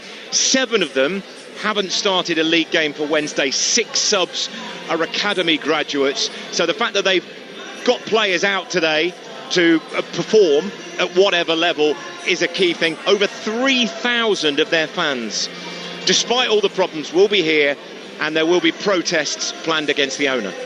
Yeah, and you can understand that as well. And bearing all that in mind, I think they're there really because they're appreciative of the players pulling on the shirt and going out there and playing. They had refused to play in pre-season games, so they're going to play in this championship game, and the fans want to give the players their support. It's not the players' fault, is it? No, absolutely. I think it's not quite. It's not the same as with Leicester, but there's obviously issues there against the ownership, director of football, etc., etc. But for Sheffield Wednesday's point of view, their ire is aimed at the owner of the football club, who they want to get out of the football club. A lot of the replica kits that the away fans are wearing today will be some of the old shirts. They're not wanting to buy the new stuff, so kind of black and gold shirts from the old days, and the phrase is black and gold until we're sold. So they'll be getting right behind the players today, but their frustration, their anger will be directed right at the top of their football club. Jeff, thanks very much. That's live on Talksport 2. In fact, I'll be over on Talksport 2 in just under 10 minutes' time to build up to Leicester City against Sheffield Wednesday. The final game of the opening weekend of the Championship season is coming up live on Talksport 2. Ali McCoy's back on the Breakfast Show tomorrow morning with Ray Parlour from 6 a.m. They were joined on the show by the Liverpool legend Phil Thompson and the former Leicester and Celtic captain Neil Lennon, who's done Firmly Inside, won 2-0 yesterday. Here at Wembley, though, in the Community Shield, Liverpool lead Crystal Palace 2-1. It's half-time. Are they going to hold on and win the first silverware of the season? Second half coming next. Chase is the digital bank you can rely on, with helpful 24/7 customer service. So I can speak to a real person anytime? Indeed, anytime, all the time. And you get a handy 1% cashback on everyday transport. Like on my bus fare when I'm heading to that festival. Roger that. Join millions of customers and see what your money can do with Chase. Search Chase Bank. 18 plus UK residents. Eligibility applies. 1% cashback on debit card spending on groceries, everyday transport and fuel for your first year. Max £15 per month. Exceptions apply. It's one of those meh days. The fan's on high, but it's still unbearable. Time for a TUI getaway. Swap sweaty commutes for water shields. Shade seeking for jet skiing. Sleepless nights for siestas in the sun. That's more like it. With flights from Norwich Airport, we'll help you find your holiday happiness. TUI. Live happy. At all protected. T's and C's apply. That's not simple. That's not simple. Now that's simple. Hastings Direct Car Insurance is simple, because when life is this complicated, finding a great deal shouldn't be. Great cover, great price, and a great app makes us one of the UK's top choices when comparing car insurance online. Hastings Direct. Simplicity is the best policy. For verification, see hastingsdirect.com/verify. At Morrison's, get 3 for £10 on selected fresh meat and fish with your More card. Mix and match on over 100 favourites, like Asian salt and peppered pork belly slices, hot honey chicken wings, salt and pepper king prawns, and smash burgers. That's all your fresh barbecue staples for less. Morrison's to shop at Morrison's. Majority of stores and online excludes Morrison's Daily. More card app required. 18 plus. Selected lines 120 to 750 grams. £3.75 to £4.25 each. Car owners, you could be owed thousands in compensation. If you bought a car on finance from 2007 onwards, it may have been sold with hidden commissions. Text SPORT to 86688. My Claim Group. Authorised and regulated by the Financial Conduct Authority. You don't need to use a CMC. You can claim direct to your lender and the Financial Ombudsman for free. Text SPORT to 86688. Claims made simple. Yo, football fans, listen up. BetMGM brings Vegas entertainment to the biggest games and the biggest names. Because when it comes to betting on football, we're in a league of our own, baby. Offers? Oh, you know we got offers. Like bet £10 and get £40 in free bets. BetMGM, it's showtime. New customers only. Wagering requirements and conditions apply. 18 plus. Please gamble responsibly. On 1089 and 1053 medium wave. Online, on your mobile and on your smart speaker. New season, 500 live games. Talksport. On 1089 and 1053 medium wave. On DAB online and on your smart speaker. The FA Community Shield. Fantastic goal! Crystal Palace versus Liverpool. Live on Talksport. Wembley in the sunshine. There's lots of red and blue, both who want to look forward. Verts tries to send it forward. Ekitike with a shot into the far corner. What a start for Hugo Ekitike from the edge of the penalty area. He arrows the ball into the far corner. Ooh, that was sharp. That was class. His far edge of the area, tackled by Van Dijk, is late to penalty. Mateta steps up to face Alisson, right-footed, and sends it straight down the middle, and Crystal Palace equalise. The ball goes over the top from Frimpong, and it beats Henderson with a deflection over his head and into the net.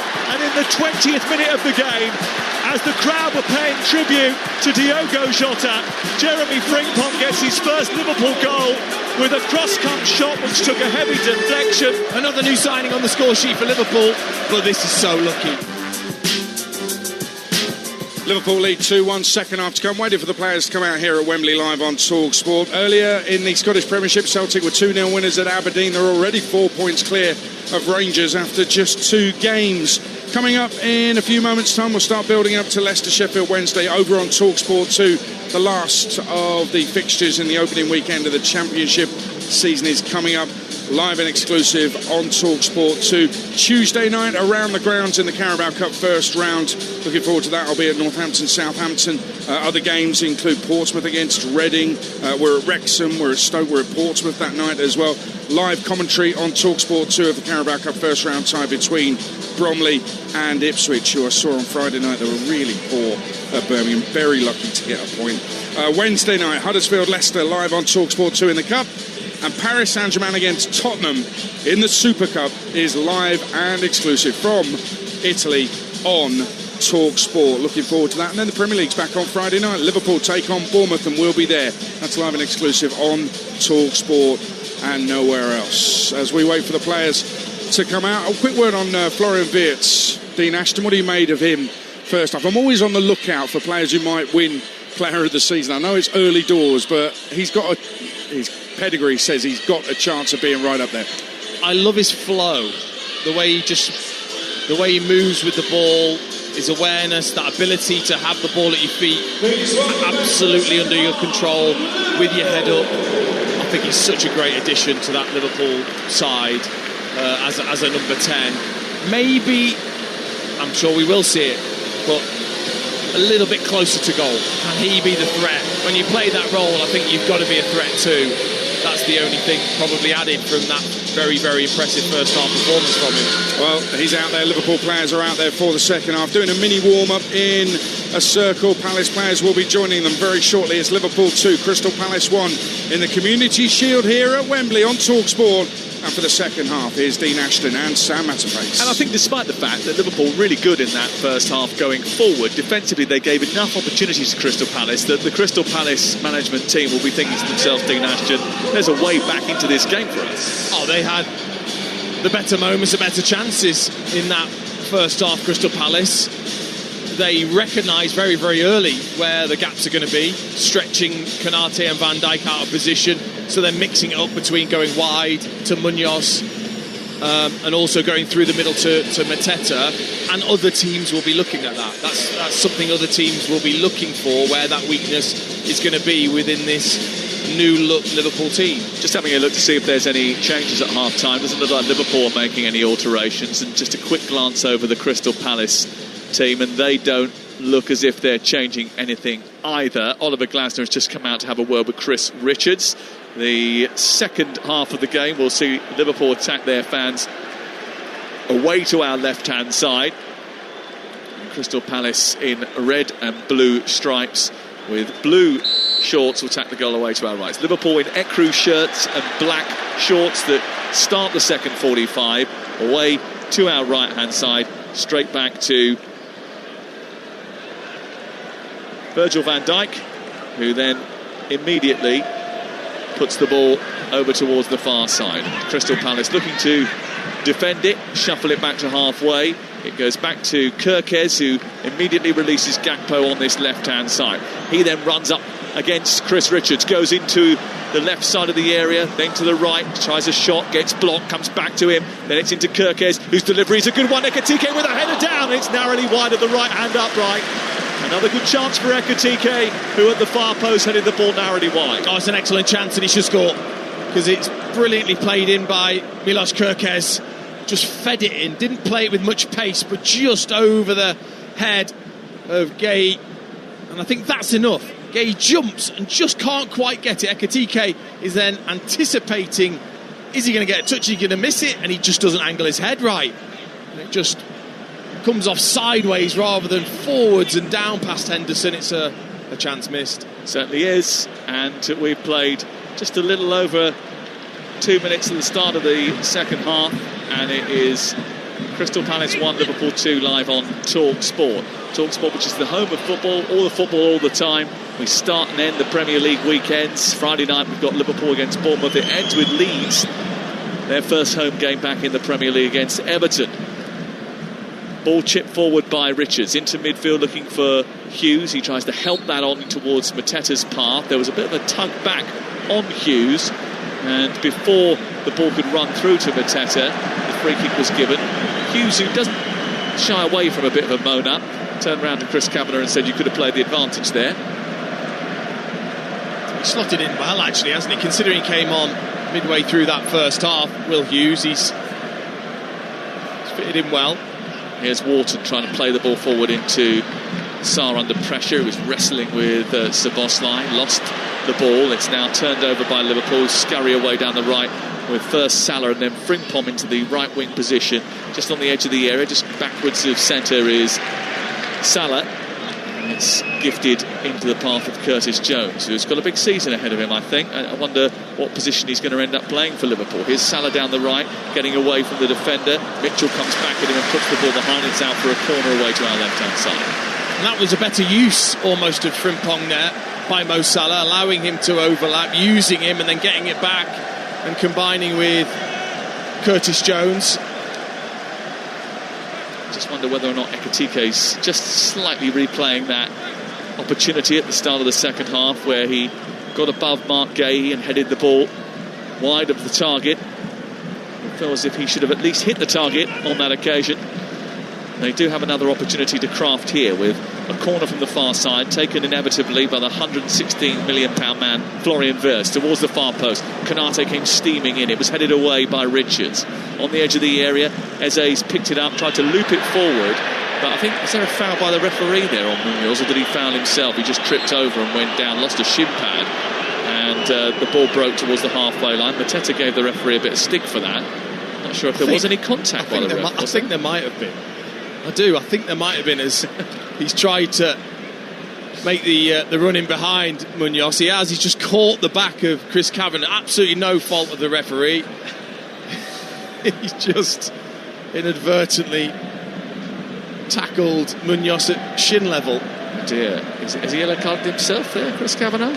Is he allowed to do that? Well, they've made up their friends. Mark Gay's not happy. They want the ball back. Eze pushed it forward, and there was just a little bit of contact between Chris Kavanagh and Munoz, and Munoz just hobbling away to the right-hand side. A drop ball is going to be given, uncontested one. Liverpool did have possession on the halfway line, and that's why they have the ball back. It's kicked clear, but that will only serve to fuel more injustice from the Crystal Palace fans behind the goal away to our right-hand side, who are feeling as if a few things have gone against them over the course of the last few months since they won the FA Cup here 85 days ago. Ball clipped forward down the right channel, and Mateta of Crystal Palace is steaming after it. It's not going to reach him, and it's going to go all the way through to Alisson, who is the Liverpool goalkeeper. The back four, Frimpong, Konate has been booked, Van Dijk and Kerkez.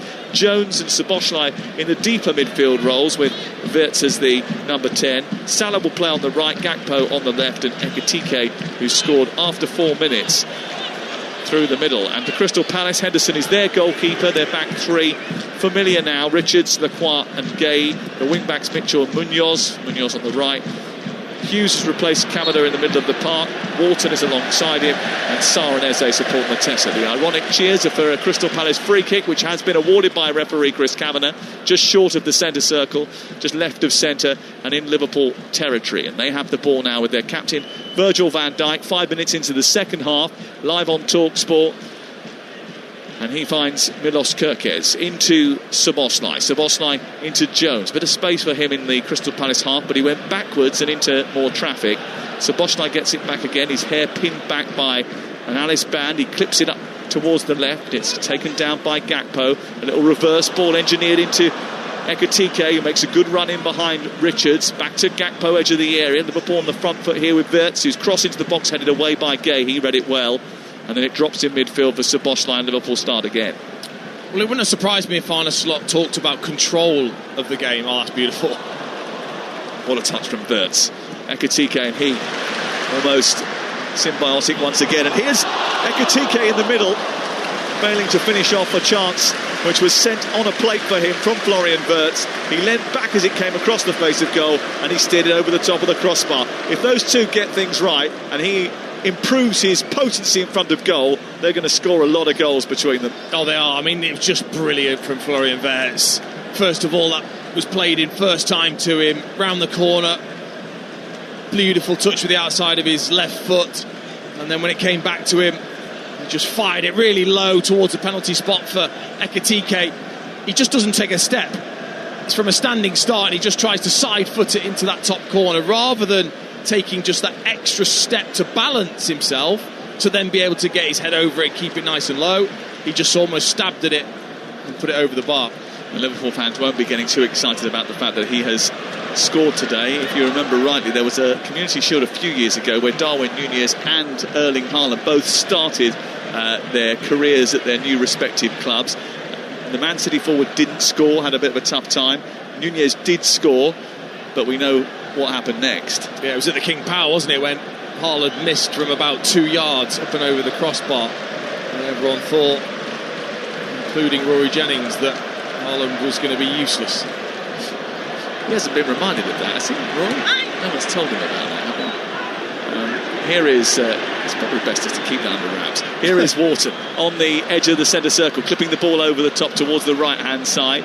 Chasing is Munoz. Across comes Gakpo. Gakpo wins it, and he takes the ball away. I think Rory would be pretty happy with the way that Chelsea have played in pre-season so far. They've looked pretty bright. We'll get there in the second half at Stamford Bridge. They were leading AC Milan at half-time. Here is Jones clipping it forward with Liverpool leading Crystal Palace. Good header by Gakpo into Ekitike. Edge of the D, runs forward, sends it towards Salah. Salah back in the centre looking for Wirtz. It was blocked by Gay and out to the far side and away for a throw-in.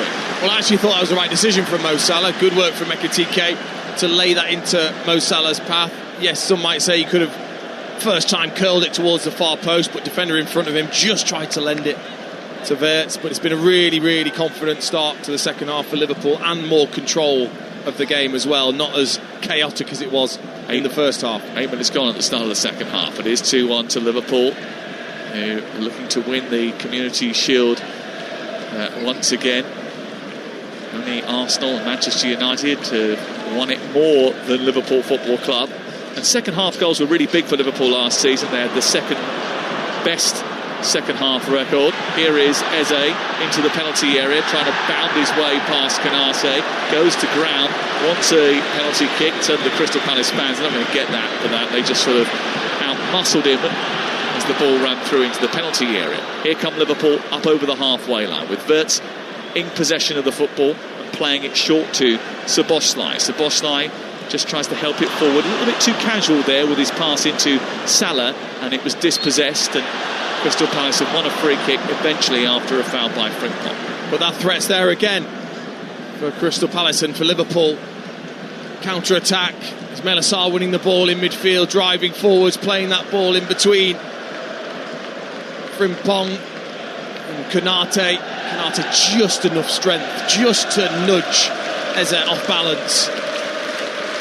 Well, you know what these mobile phones are like nowadays. You can do whatever you want with them. You can set your alarm and it will play whatever it is you want. This morning I woke up to some record. I didn't mean to do it, but apparently I've got a new phone and it played whatever you want.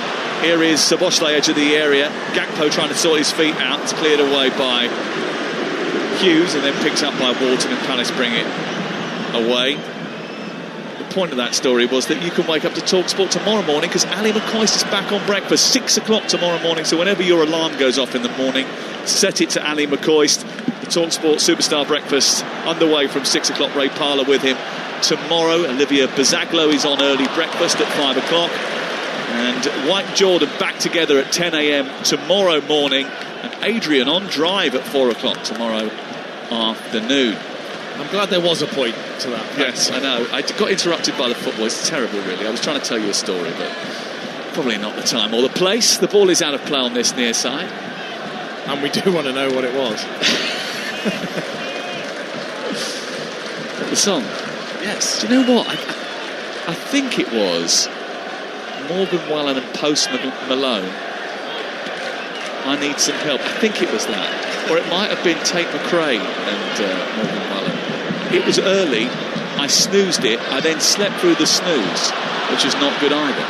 Ball back to Allison on the edge of the 6-yard box. It's cleared away towards the halfway line. Headed forward by Lacroix. Taken down by Eze. And then Wharton picks it up, tries to manoeuvre it forward. Wirtz tries to challenge him and gives away the free kick. And they quickly take that, Crystal Palace. There's a bit of a collision between Hughes and Ekitike. The ball spills out to the right-hand side. Munoz takes advantage of it, gets to the edge of the penalty area. Wharton now with a cross into the box. It's a lovely little bender towards the far post, and there's no one there to finish it off, and he's furious about that, quite rightly so. What an opportunity for Crystal Palace, who trail here by 2-1. I mean, Daniel Munoz is such a danger. Ball into the box towards Mateta, and a flying header at the far post by Sarr is not connecting, and it goes narrowly wide, and the offside flag was up anyway.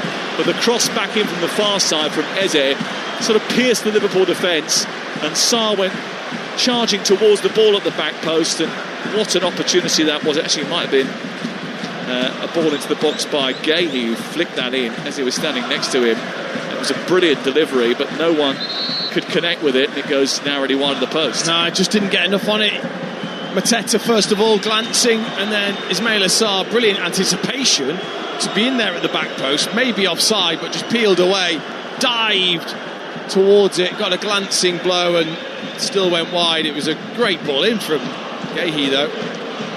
Crookie and his pals behind the goal, certainly with a sharp intake of breath after that moment. What's happening, Crook? Well, the header nearly hit me, so yeah, I did have to be on my wits. Oliver Glasner has been very animated at the start of this second half. There was a pass out to Munoz that went out of play, and he was visibly frustrated. He wants more sharpness from his Palace team. Here is Gakpo down the left-hand side. It's cleared away by the Palace defence, and Palace have it again on the halfway line. It's picked up by Mateta into Wharton. Wharton shoveled it back to Richards, and they just had to readjust, Crystal Palace, because there was pressure from Gakpo. Now, with a baseball cap on, Henderson will kick clear. The sun certainly in his eyes. It's incredibly bright. It's just in his eyes because it's peering over the top of the stand that Palace are attacking. Right in the direct eye line of the goalkeeper. Out to the wide right position, Wharton.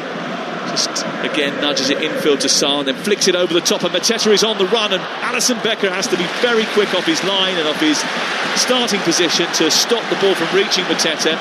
Quickly it's thrown in by Munoz though, as it's out on the right hand side in the wing position. Sarr's got it back, he wants to cross it, he does that, it takes a deflection, goes behind off Kirkes, and it's out for a Crystal Palace corner. And just in the last few minutes or so, Dean Ashton, the tide has turned in Crystal Palace's favour. I mean, so similar to the first half where Liverpool come out really sharp, full of tempo and creativity, and then as they step off, Crystal Palace start to get hold of the game, start to run things in midfield and get the ball in towards their forward players that have caused problems all afternoon. And actually Alisson's position was a risk, one that paid off, but if you there get that wrong, Mateta just nods that past him and he's got an empty net to tap into. Here is Wharton to take the corner kick from the near side for Crystal Palace, who trail here by 2-1, and we're coming up to the hour mark on Talksport, the first game of the season, the Community Shield. Flipped in by Ward to the far post, unmarked header from Gay, didn't get any purchase on it. Eze did with his follow-up, it hits Wirtz and goes behind and away for another corner to Crystal Palace, who are just building up a little bit of momentum, and that was slightly sloppy from Liverpool in terms of marking. Yeah, Richards actually left it in the end for Gay, who was behind him, headed it back onto, I think it was Lacroix, and then as it fed its way out towards Eze, you know he was going to take the strike on. Struck it well. Frimpong was out nice and quickly though. Here's the corner to be taken by Wharton, the second in quick succession for Crystal Palace. Munoz is on the penalty spot with Gay on the edge of the area. Eze, as the ball comes in, it's a little bit deeper this time, headed by Richards straight at the goalkeeper. But another first contact for Crystal Palace from a set piece, and that will be a little bit concerning for Arne Slot. Yeah, good header from Richards. He just needs someone in there, just in front of the goalkeeper for that, just to try and upset the Liverpool goalkeeper, who just handled the ball very easily. Lacroix forward, chipping it over the top of the defence, and it runs all the way through into the path of Alisson once again. This is Talksport, Sunday afternoon. And we're at the Community Shield. Our football continues throughout the course of the week. We've got Carabao Cup action for you on Tuesday and Wednesday night, Talksport 2. And we've got Super Cup action on Wednesday night with Tottenham Hotspur in action against PSG. That's live on Wednesday here on Talksport. And remember, Friday night, the Premier League big kick-off, Liverpool against Bournemouth. Loads of supplementary programmes as well. Programming, we've got the Premier League All Access podcast, big preview to the season, which will be out tomorrow night on YouTube and wherever you get your podcasts. And of course, all of the EFL action as well, given away by Szoboszlai, snaffled up by Wharton, sends it forward to Eze inside the penalty, left hand side, right-footed shot, saved down low by Alisson at his near post, and he had to finish off that opportunity, Eze. But he was denied by the big Brazilian, down low towards the goalkeeper's right. And after giving the ball away in midfield, Liverpool, they were almost punished by Eze. Yeah, it was poor from Szoboszlai, making that mistake, Wharton out towards Eze, and that's where he's really good. Just shifted it onto his left foot, hit it low and hard towards the legs of Alisson, who saved brilliantly. It's about making sure your footwork's good as a goalkeeper as it gets smashed in towards your feet, and he just did enough to keep that out from Eze. That's a good save by Alisson, and it remains 2-1 to Liverpool because of that save. And only for the second time in 10 years there's been more than 2 goals in the Community Shield. Usually they're tense affairs, but there's been chances galore in this match, and there have been chances at both ends. And actually, when you look at the XG for both these teams from last season, Crystal Palace sort of underperformed in front of goal, missed chances, didn't manage to maybe win as many games as maybe they might have done if they'd finished those off, but they overperformed defensively. Today they've missed a few chances again, but they have underperformed defensively on this occasion. They've conceded twice already, which is not their characteristic. Liverpool needed to up their goal output. They scored 86 goals in the Premier League last season, but they missed a lot of chances as well, which is one of the reasons why they invested in Wirtz and, of course, Hugo Ekitike, who is already on the score sheet. They may well be looking for another. 2 goals at Stamford Bridge for Ian Abrahams.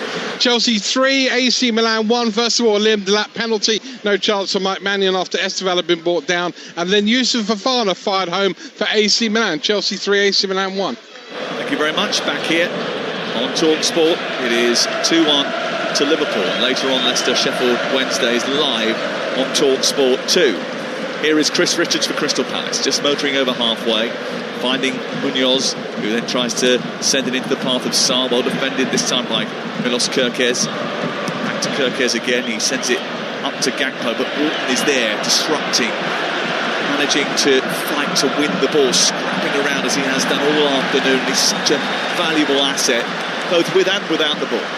I think physically he's going to improve, isn't he? As he kind of grows into his physique. To add that physicality in the Premier League to the quality that he's already got. He'll be disappointed a little bit today with the quality that he's shown on the ball. I wonder how much he'll benefit from that time he had in the Championship as well. Here he is playing the ball out wide towards Munoz. Munoz then sends it infield to Eze. An arcing cross towards the edge of the 6-yard box, which is cut out by an aggressive Alisson, who gobbles it up and bowls it out towards the far side. Now it's picked up by Wirtz, who's being tracked by Gay. It's excellent defending by Gay. Does brilliantly to get the ball back for Crystal Palace, and then they waste it slightly. Sent forward, maybe just a little bit too eager to get the ball forward there, Crystal Palace. And it's easily picked off by Alisson in the Liverpool goal. Well, I think that's been the issue for Crystal Palace, is that eagerness to get it forward, because they feel like they're going to get joy in behind Liverpool's defence, whether that is wide or when Van Dijk and Konate are wide apart, can Mateta be played in? And actually the delivery over the top's been poor too often. Glasner's trying to clap his team, but he knows they're the moments actually with better quality. They could have been in a few more times. Crystal Palace 1, Liverpool 2 on Talksport. In the Community Shield doesn't always define the campaign that follows, but it does offer a glimpse of the psyche of the two teams, a little peer beyond the curtain. See what's changed since they last met. Both teams look as if they've got a lot going forward, but have made a couple of mistakes at the back. Crystal Palace haven't made the most of those chances that they've had going forward so far in the game. Liverpool actually, whose production of chances has actually slowed the longer the game has gone on. Here is Salah trying to get away from Hughes. Hughes does brilliantly to stop him and wins a free kick as well. And Palace have it back again. They've stuck in the game here, Crystal Palace, because although Liverpool looks as if they'd started on fire, actually Palace have just kept within touching distance, and they've got a puncher's chance now of going on and stealing something from this. Well, and also, you know, I saw it yesterday in the Championship. These early stages, fitness can play a big part. You know, Crystal Palace definitely, you would say, look, the fitter side in this second half. A bit more energy, out of possession, a bit more aggression as well. And it means that they've just taken control of the game away from Liverpool. And we'll look at the game on Friday night, where Birmingham thought that they'd done enough to win the match and then ended up dropping points to Ipswich Town. Southampton coming from behind right at the very end to beat Wrexham yesterday lunchtime. That's what happens in the early part of the season. We'll get details of substitutes in just a second from Alex Crook, who can see what's going on the near touchline. At the moment, it's Crystal Palace in possession. I think they want to get a change on to try and disrupt Palace's rhythm, because it's Palace who've had most of the ball in the last 10-15 minutes, although they've just given it away through Wharton. It's sent forward for Salah to chase, but Gay has read that and got back in front of the Egyptian and seen it all the way back to his goalkeeper. But it's been actually Liverpool on the counter-attack causing a problem rather than Palace causing a problem on the counter-attack. Here is Szoboszlai, interverts, lovely turn, shoots over the top of the crossbar. That was a big moment. It was a good break from Liverpool. Szoboszlai it was, who just spotted Wirtz on the edge of the area all alone. Maguire not close enough. Again, takes it on the back foot beautifully, Florian Wirtz. But that's poor. It's a poor attempt. Not real any pressure on him. Just looking to fire that high into the roof of the net rather than keeping it low. He'll be disappointed with it. It was poor. And let's go behind the goal away to our right. Talksport's Alex Crook. Double change in the offing for Liverpool. I think the debut goal scorer Hugo Ekitike is one of the players about to be replaced. We're hearing Milos Kerkez as well. Another of the summer signings is going to be taken off around the 70-minute mark. The two players coming on, interestingly, Alexis McAllister, who will hope that by the time the Premier League action starts live on Talksport next Friday, he'll be back in the starting 11. And Wataru Endo as well, presumably to replace Kerkez. He's been deployed at times this season as a central defender this off-season. It does strike me, actually, and it struck me in the first half when Konate had that eye issue. They definitely need a centre-back, Liverpool, don't they, between now and the end of the window, because obviously Joe Gomez is injured once again, and they are light in that area. I don't think they really want to go into too many Premier League games with Endo as their backup central defender.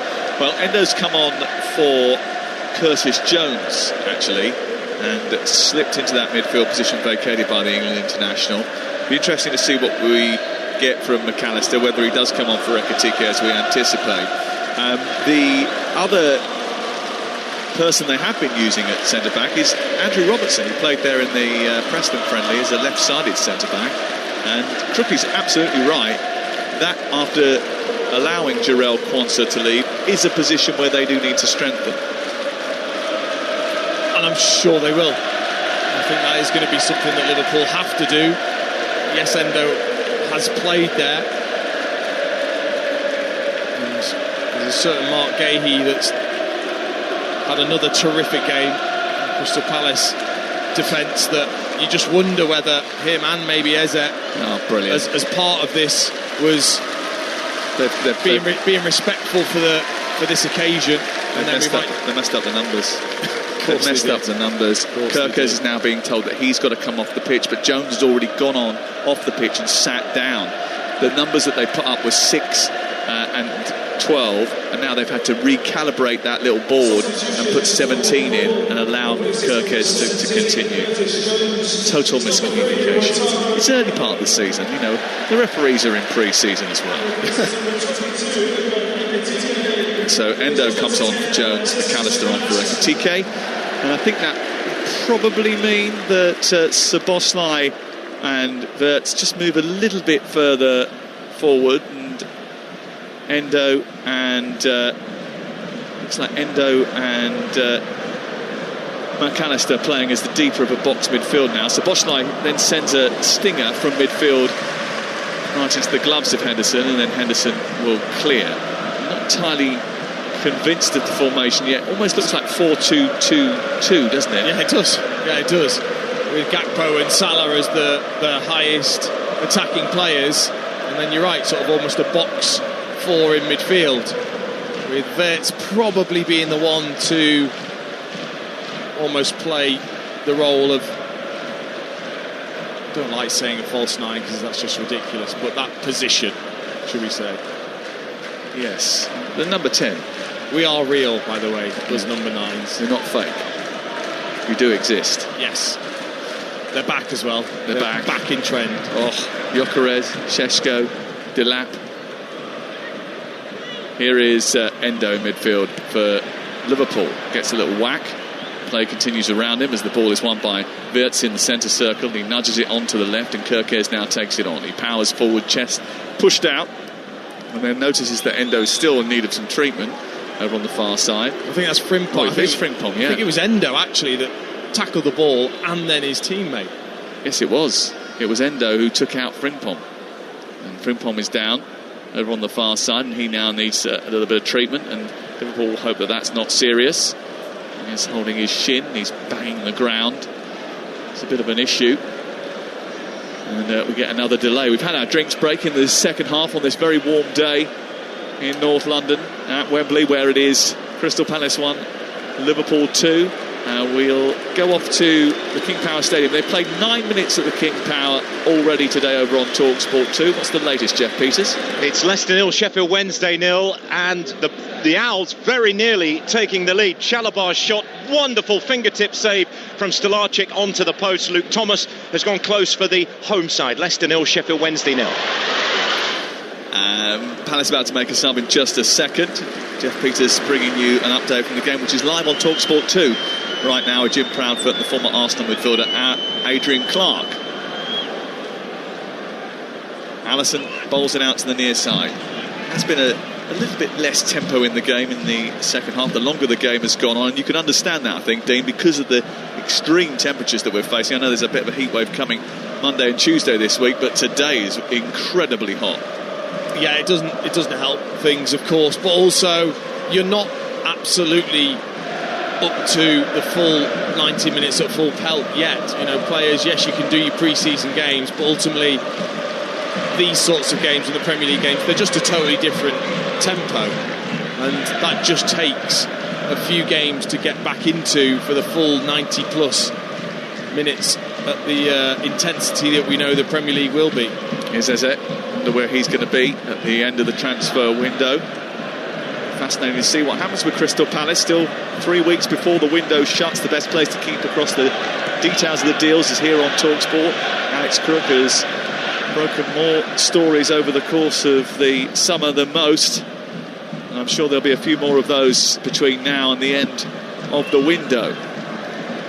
Here is Lacroix out towards the right side into Richards. Richards back to goalkeeper Henderson. Henderson finding Richards deep inside his own half, and then Henderson will look long here, takes a couple of touches, feeds it into Wharton instead. Wharton in the quarterback position, looks up, is allowed to travel with the ball under zero pressure from the Liverpool forwards, plays it out to the left. Gay takes over now, Game being played at a slower pace than it was in the first half, which is inevitable.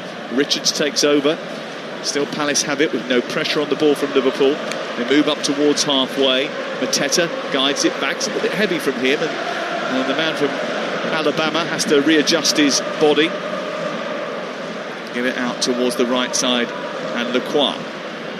Very good afternoon to you wherever you are listening to Talksport, including listeners on Sirius XMFC in the United States of America and Canada this afternoon. Here's Gay out towards the right side, looking for Munoz, who's headed down, is chased by Sarr into the right corner of the penalty area. Across comes McAllister, and he clears away. Was filling in at left back there, McAllister, for Kirkes, who had gone wandering up the field. Munoz into Will Hughes. Hughes centrally to Lacroix. Lacroix in the shaded half of the field, away to our right-hand side. Back to Gay. His ambitious ball to Munoz is cut out by Kirkes. Headed away by the Hungarian, won by Gakpo, then picked off by Richards. And then Wharton sends Sarr away into the penalty area. Heavy touch, but then he finishes it off the inside of the post, and Crystal Palace equalise. And once again at Wembley, they're glad all over. It's an equaliser that has been coming. And no surprise that it was Adam Wharton's pinpoint delivery into the box that found Ismaila Sarr down the right channel and into the box. He took a heavy touch initially, I thought, and then he reacted quickly to smack it a second time in off the inside of the post. And it's Crystal Palace 2, Liverpool 2. It's a Wharton wand of a pass. Adam Wharton just picks that up in midfield. They win it back, Crystal Palace. He sees a tiny little gap between two players and he just caresses it through. He sees Ismaila Sarr already looking to get in behind. Virgil van Dijk steps out, doesn't see the danger to his left-hand side, and once he's through, he's got one thing that he wants to do, and that's a firm side foot. No mistake, no messing around from Ismaila Sarr. Just really firm, really crisp. Past Alisson, in off the inside of the post to draw Crystal Palace level. He adjusted really well, didn't he? Because initially I thought the ball had got away from him, and he was on the stretch because Alisson was bearing down on him. It wasn't the best of first touches, but he got there for the second, and he really cracked that in off the post. Yeah, it's about that contact, and players at this level, if you ask them just to pass the ball firmly to a point, they should be able to be pinpoint, and he was there, but he got onto it really quickly. Ismaila Sarr. Well, they made a change here, Crystal Palace, and on comes Borna Sosa, the Croatian left-back, who basically has replaced Ben Chilwell in the squad. He was at Ajax last season, and he comes on over on the far side to replace Tyreek Mitchell. And they weren't happy, the Liverpool players, because they thought there might have been a foul in the build-up to it, Alex Crook, and maybe a shade of offside. Yeah, Virgil van Dijk is never one to hide his moaning, is he? He was very animated with the referee, and I think he was claiming for the offside. As Dean mentioned, he tried to step up at the last minute, and he was pretty adamant with Chris Kavanagh that should have been reviewed. It will have been reviewed, and clearly he wasn't offside, and Virgil van Dijk needs to stop whinging.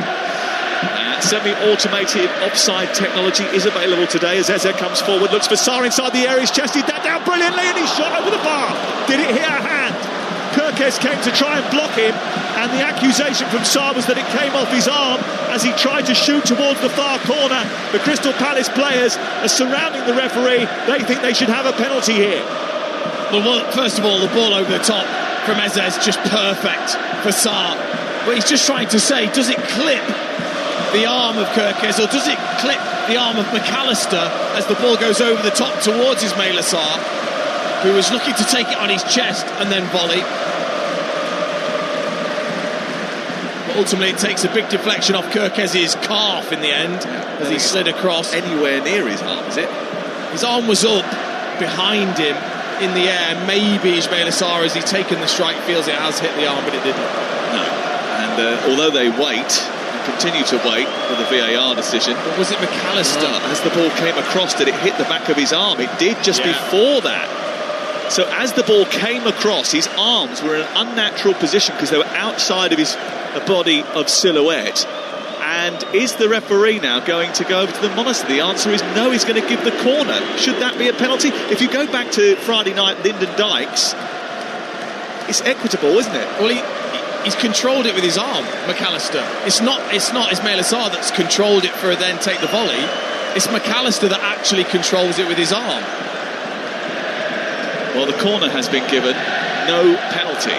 Here is the corner far side, delivered in towards the near post, headed away by Van Dijk, back in by Hughes, and then cleared away. Another bit of injustice for Crystal Palace. That was a strong tackle by Hughes, but it was a legal one on Szoboszlai. It goes out of play in this right wing position, left fullback position as Liverpool look at it. Just explain that to me again. The ball comes into the box. It was brilliant by Eze to find Sarr. We thought that Sarr had chested it down and took it beyond McAllister and then shot the ball goalwards, and it looks as if it was then blocked by Kirkes, which it was, but that initial chesting down didn't happen because actually there was contact with McAllister's arm that was stretching out trying to block the initial cross. But I guess if I put myself into McAllister's position, then as I'm backpedaling with your arms, both of your arms would go up for a header and stretch. That's a normal, natural position. Your furthest arm away would be behind you. You're not looking at it. He's not looking at it at all. It's then hit his arm. And maybe that's what they've looked at and thought that's a very natural position for him to be in. And he's not looking at the ball at all and has no intention of playing it whatsoever. But the ball does hit his arm, and his arm is in a position which you would describe as outside the natural silhouette of the body. If that's a natural movement, then there'll be a lot of people who have had penalties given against them over the last couple of years who will be complaining that they shouldn't have been. No, but I would want to see officials understand how the body moves in those situations. But consistency is also key. Here's Kirkes into the penalty area. A left-footed shot by Salah, and it's straight down the throat of Henderson, who makes a good save. It came at him fast. It was a good move by Liverpool. Well worked by Kirkes down the left-hand side. His cross into the box. Salah rifling the ball into the arms of Henderson. There'll be a lot of debate with Majestic and Alan Pardew on the programme straight after us. 03717223344. That's the number to call if you want to have your say on the final word. There might be some Chelsea fans wanting to have their say as well. Ian Abrahams. Chelsea 4, AC Milan 1. A second for Liam Delap, sweeping the ball home from 12 yards out. Chelsea 4, AC Milan 1. And we'll get some post-match reaction from that throughout the course of the afternoon on Talksport. Chelsea have started pre-season pretty well. It's been a truncated pre-season because of the Club World Cup, but they had a good end to the summer and they've had a good start to the new season. Well won by Sarr on this near side, benefited from a ricochet. He runs up towards the edge of the box, feeds Munoz, who sends it back to Mateta, who casually strikes the ball leaning back and sends it over the top of the bar, when really he should have taken an extra touch, Dean Ashton, or fed the ball into somebody else. Oh, he made a right mess of it.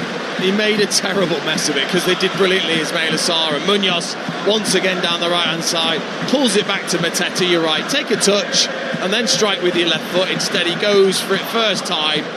He's so off balanced. He almost took it as if he wasn't bothered and just booted it up and over the crossbar. It was really, really poor technique from Mateta. It's fascinating, isn't it, that Crystal Palace's cup final win may be defined by penalty decisions and VAR interventions or failure of interventions of VAR, and then today they felt they should have had a penalty and it wasn't given. Change for Liverpool, and off comes Florian Wirtz, off comes Milos Kirkes, on comes Andy Robertson, and on comes Harvey Elliott. Off comes Adam Wharton for Crystal Palace, on comes Jefferson Lerma as we go into the final 7 minutes of the game. Alex Crook, you were right behind the goal. The Crystal Palace supporters, I imagine, are not entirely enamoured with Chris Kavanagh and his VAR official. I don't think they've had a clear view of it, Sam. I've got to say that the Palace players were absolutely convinced. There's not been much of a reaction from those Palace fans behind me, but the players were so convinced that as they were lining up for the corner, it was Maxence Lacroix who demanded that Will Hughes gave him the ball. He was about to place it down on the penalty spot. Maybe that was just mind games to try and convince the referee he needed to come and have a look at the monitor. Well, it's 2-2 and we're going into the final 5 minutes here. It has finished at Stamford Bridge. Ian Abrahams. Chelsea 4, AC Milan 1. Kubis own goal followed by João Pedro and a Kubis red card in the first half. 2 second half goals for Delap. For final score 1 for 10-man Milan. Finished Chelsea 4, AC Milan 1. Back here we've got 5 minutes to play in the Community Shield. It's Crystal Palace 2, Liverpool 2. The goals coming from Jean-Philippe Mateta, Ismail Assar for Crystal Palace, from Ekitike and Frimpong for Liverpool, who are on the attack now with Mo Salah out to Frimpong once again. Frimpong into Elliott. And one of the things that Liverpool have been talking about needing to tighten up on is conceding chances and giving away goals. It's certainly something that's been in evidence today. It's a little bit looser, maybe because of the extra attacking players that were on the pitch from the beginning of the game. They do now have Endo and McAllister playing in slightly deeper roles as we approach the end of the match. How would you view it from a Liverpool perspective, what you've seen today? I think you summed it up pretty well there, in that there has been those moments of build-up play that have been really exciting. Obviously the goal from Ekitike in particular, but defensively they've looked poor, and they have given plenty of chances to Crystal Palace, and those full-back areas are going to need a bit of work, with maybe Gravenberch giving them that extra protection that they've missed today, certainly. Here's Endo, deep inside the Palace half, gets it back to halfway. Van Dijk now on to McAllister. McAllister on to Szoboszlai. Szoboszlai finding McAllister once again. Liverpool trying to keep possession, trying to find a way to win the game before it goes to penalties. So many of these games recently have done just that. Here's McAllister back to the edge of the area. It's down to the right hand side. It's collected by Salah once again. Salah tries to get into the box. He sends it low across the floor. It takes a couple of deflections. Liverpool fans want a handball now for a penalty the referee's not going to give, and then Salah just has a little nibble at Eze and earns himself a yellow card late in the game. He's so good at that, Eberechi Eze, is that you think you've got him and he actually slows down for you and then just speeds up and goes away from you, and you end up just trying to pull him back, as Mo Salah did there. Well, Palace start their campaign with a trip to Chelsea. They've got Conference League playoffs at the moment, although they will find out their fate as to whether they're playing in the Europa League or the Conference League tomorrow. We'll keep you abreast of that on Talksport. Nottingham Forest, Aston Villa, Sunderland and West Ham before they welcome Liverpool to Selhurst Park.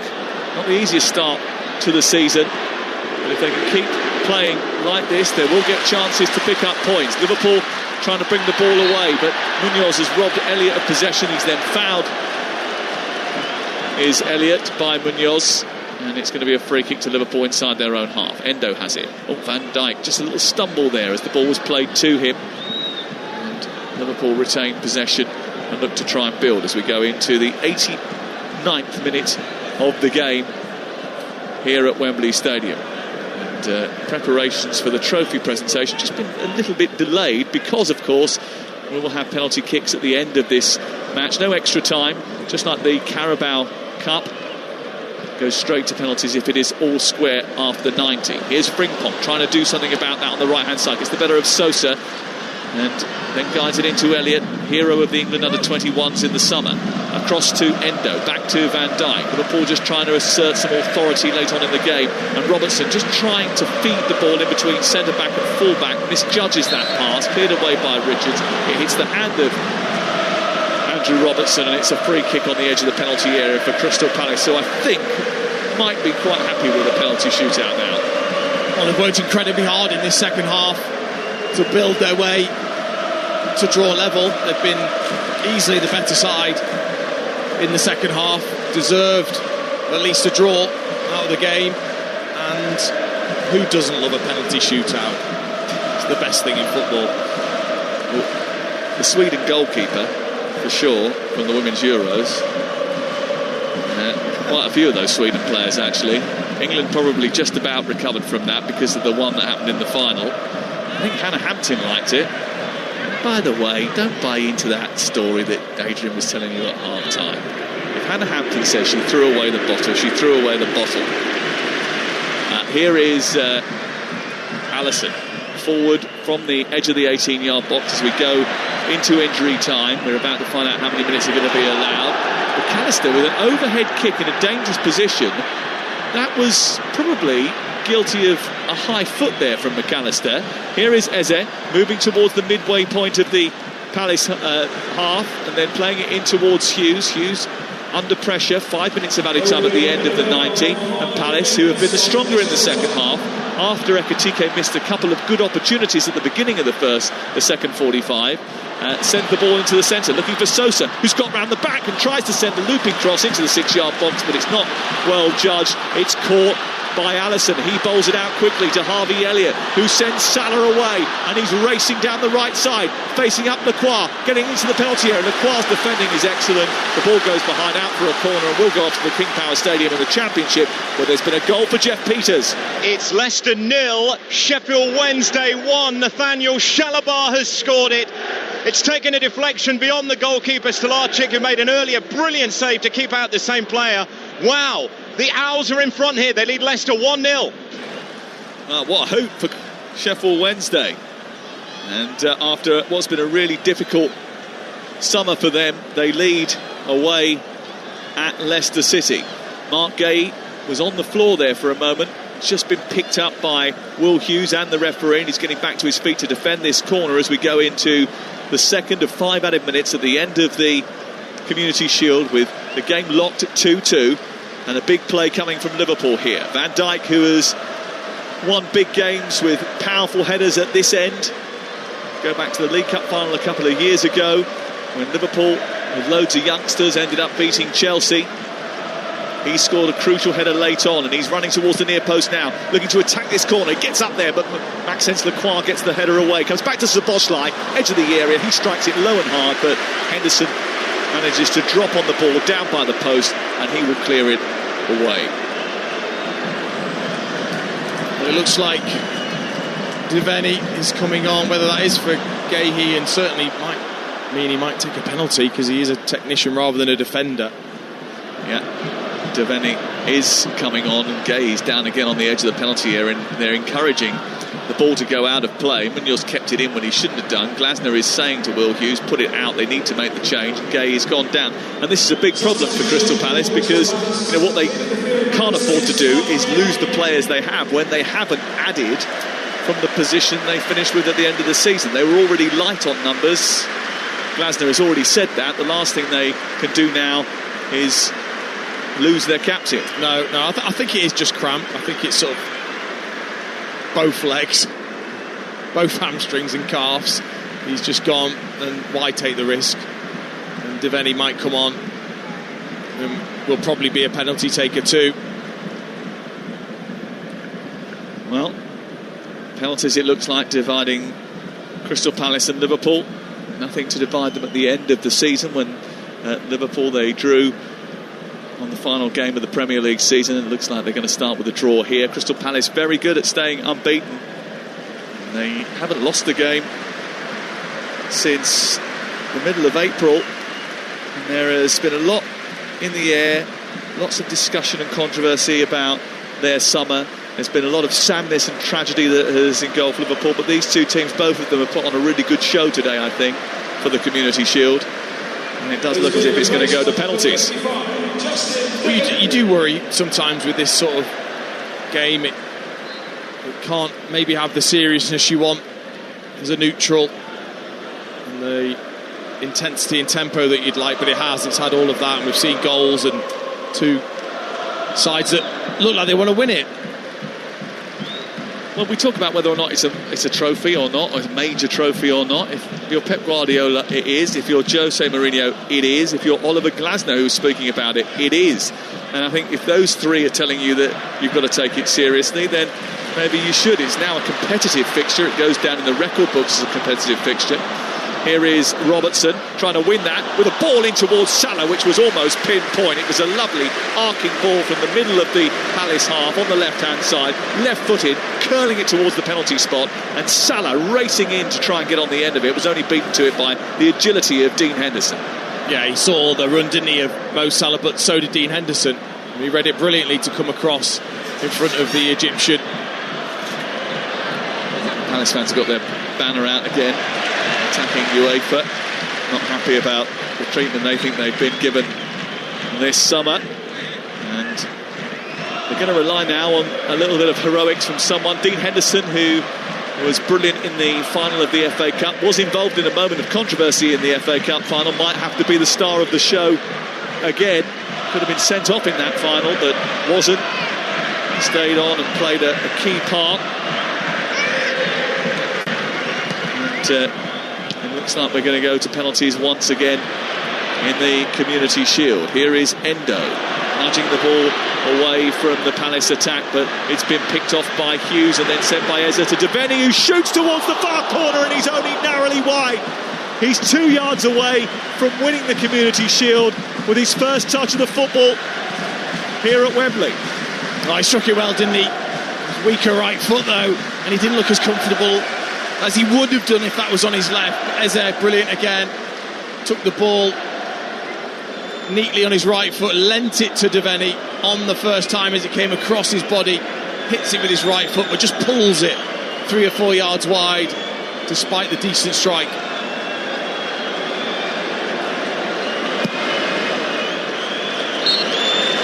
Well, 5 of the last 8 Community Shields have been decided by penalty kicks, and this one is going the same way. Despite goals from new signings Ekitike and Frimpong, Crystal Palace have fought their way back twice into this football match. Mateta from the penalty spot and Ismail Assar, and they may feel as if they had a case for a penalty towards the end as well, when they accused McAllister of handball just before Sarr had a shot which looked as if it was arrowing into the top corner. Full time at Wembley with penalties to come. Crystal Palace 2, Liverpool 2. Is this where we call on FA Sam to explain the handball law? Because I was at Birmingham on Friday night. It's almost exactly the same situation. Cannot understand the difference. I just don't get it at all. That, to me, Dean, has to be a penalty, surely. I think it does. I do think it's a natural position that he's in. When I think about if I was going backwards, backpedaling to try and header, to get the elevation I need my arms. I need to get my arms out to lift myself as far as I can to try and head it. So that back arm is going to be there. It's not going to be by my side, and then it's hit his arm. But ultimately, it has contributed to Ismail Assar then controlling it and having a more comfortable strike. It's a good assist from McAllister's arm. Well, it is, but that wouldn't have been the one that Ismail Assar would have wanted. He might have cushioned it differently with his chest to then take on the strike. So I think that in turn would mean it's a penalty, whereas the one for Birmingham, Lyndon Dykes goes up, but his hands are just up in the air. Yeah, I don't understand that. No, that's fair, and that is the reason why that should have been given. I'm still believing this one should have been given, but it wasn't. Sam has checked the rule book. What do you think? Well, as I said during the commentary, I mean, a player is considered to have made their body unnaturally bigger with the position of their hand or arm if it's not the consequence of a justifiable move by the player's body movement or that for that specific situation. And what Dean was suggesting is that maybe they've looked at it and thought for that specific situation, actually, that was a natural movement. But as you say, on Friday night, we were both watching Birmingham City get penalised for a very similar offence. Yeah, I think Dean has made a good point in terms of Lyndon Dykes' arms were way above his head. I mean, they were almost pointing to the sky, which was very, very odd and totally unnecessary. So there is a slight difference there. Ultimately, what we haven't done is given credit to the block that stops Sarr's shot going in, and we really should do that. Yeah, I mean, Kirkes comes across 3 or 4 yards in a split second, diving to just hopefully get something on it, and stops what is probably a certain goal, and that's just desire. And when we talk about does this game matter, those sort of moments you think, yeah, absolutely it does to these players. Desire is interesting because with the equalising goal from Ismail Assar, in the middle there was a loose ball bobbling around. Cody Gakpo was probably favourite to win it, but for me Will Hughes had more desire in him, more fight in him to get that ball. Cody Gakpo went down really easy, thinking he should have had a free kick. Never in a million years a free kick. Palace go forward. Wharton's pass is off the charts, isn't it? It's brilliant because he just feeds it between 2 Liverpool players, and that's what makes it so difficult then for Virgil van Dijk to read, and he can't then get back to affect Ismail Assar. But that's where Wharton, and especially because he hadn't been great actually, his distribution hadn't been brilliant for the game, Wharton, but those moments when it really matters, he showed his quality. Yeah, it is.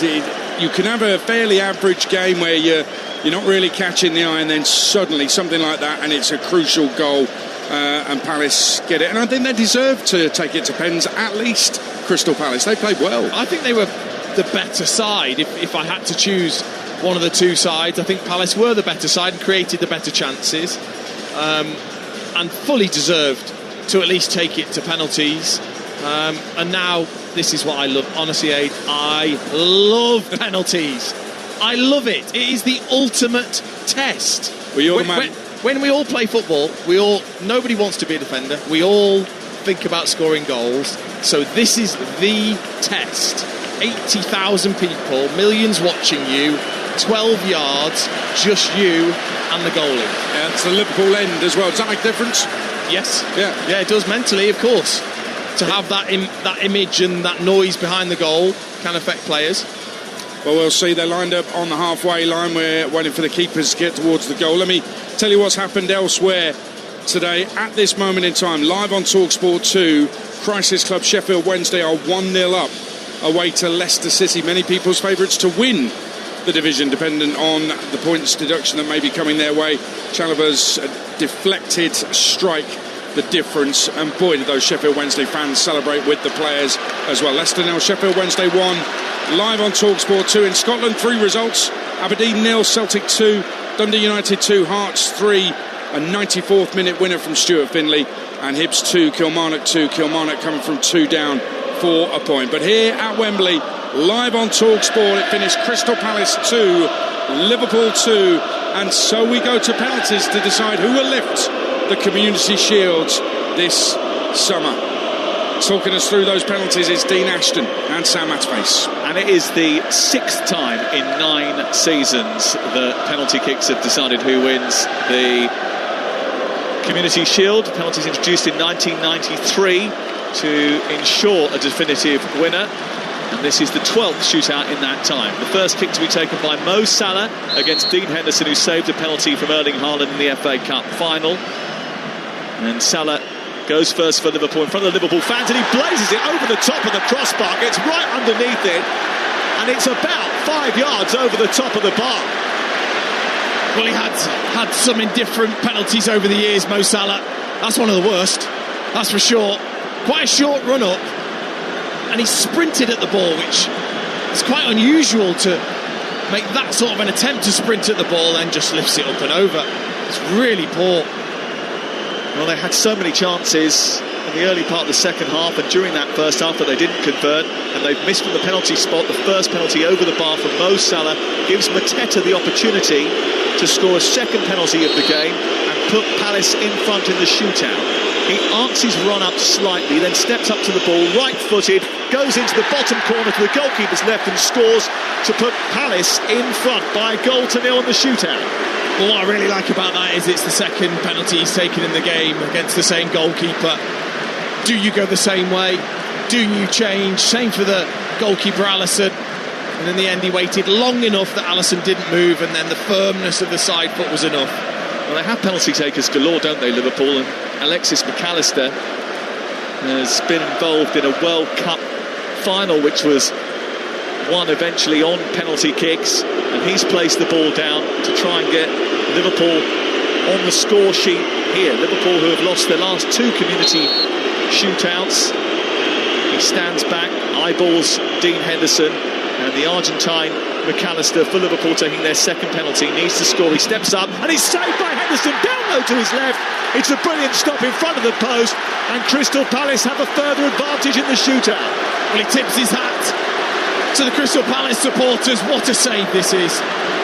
He read it brilliantly, because McAllister, you know, he runs up to the ball like he's taking a free kick, as if he's going to whip it up and over the wall, and instead he then tried to disguise, went for the big firm side foot the opposite way. Henderson read it.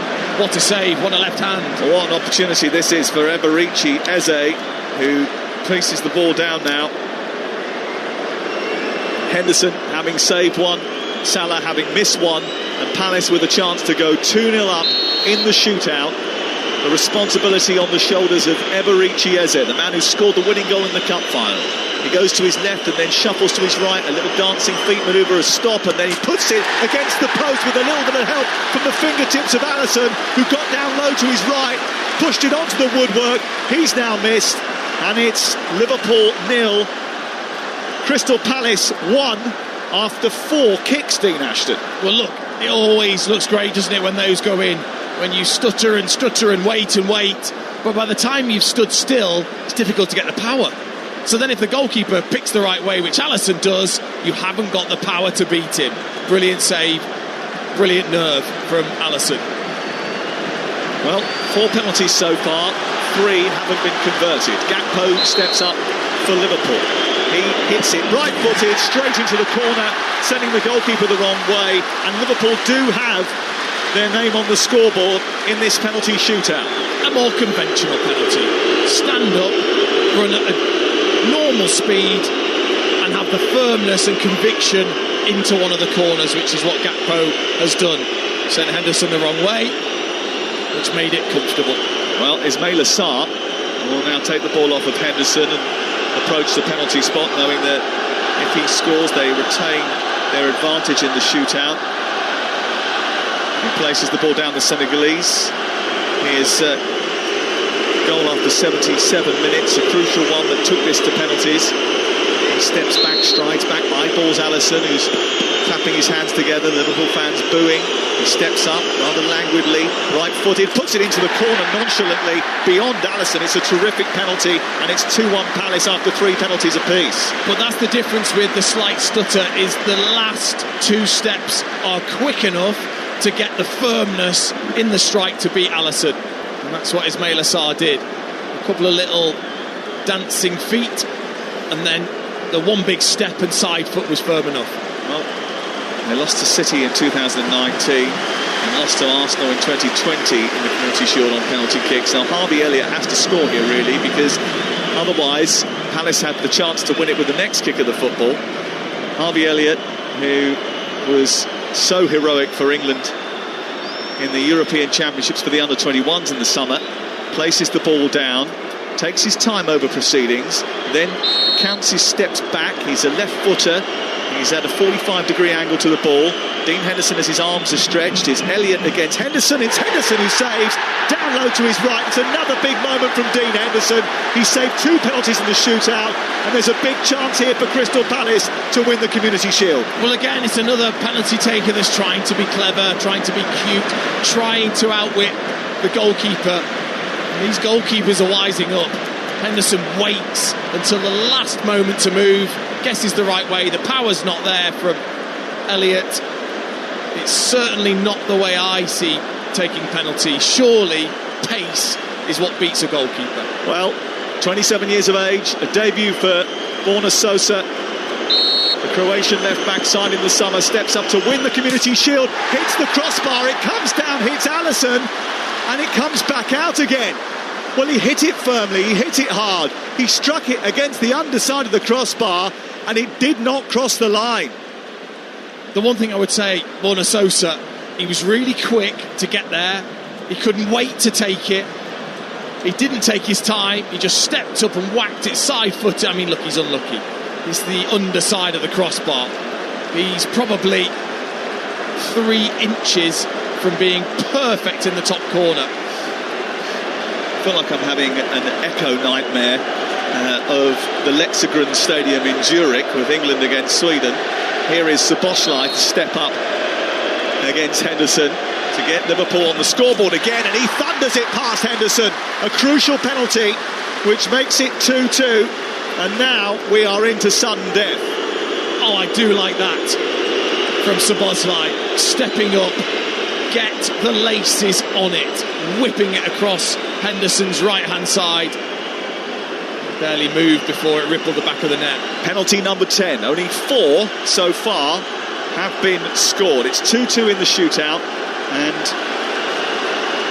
young Justin Devaney of Northern Ireland, who was signed from Airdrieonians 2 years ago, who wants to build on a breakthrough season this campaign, has to score for Crystal Palace. He was brought on, I think, with the expressed intention of taking a penalty.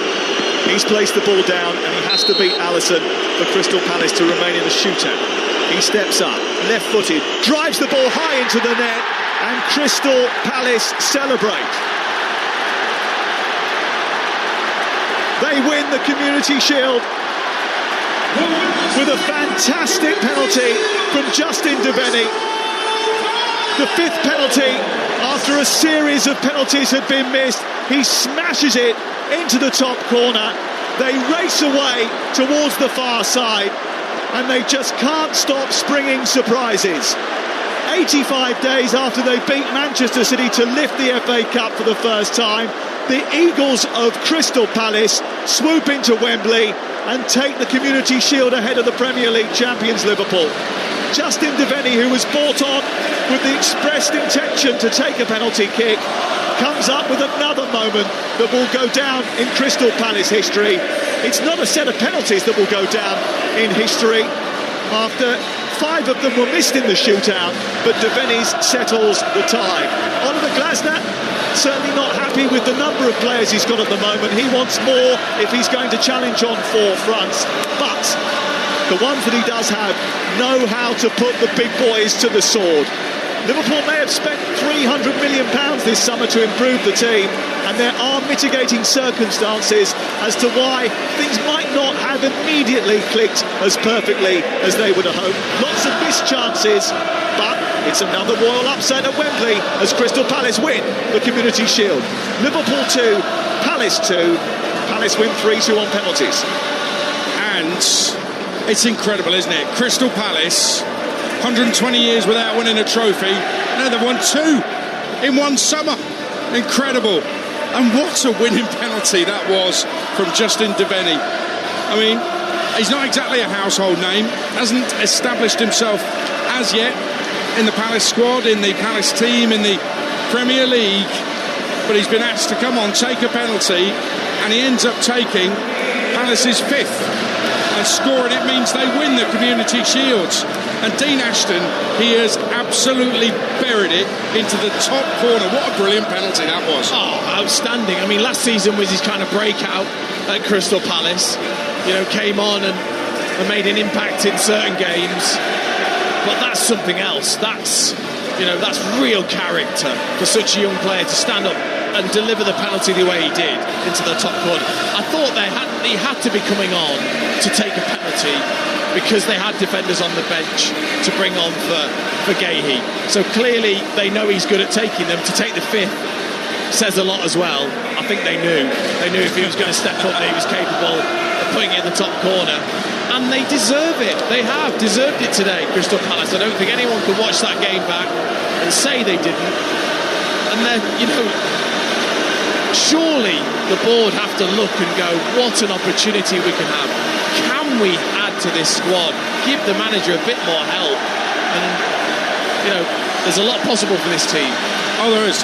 Premier League season starts next weekend, and they are leaving it late, Crystal Palace, to get their business done, and we still don't know if their top players are going to be staying. One of their top players is without doubt Dean Henderson, who's made 2 saves in this shootout. He's been absolutely brilliant. He was first to run all the way back up the other end of the pitch to celebrate with the Crystal Palace fans. And I don't think a lot of people will believe that Jordan Pickford won't be England's number 1 going forward.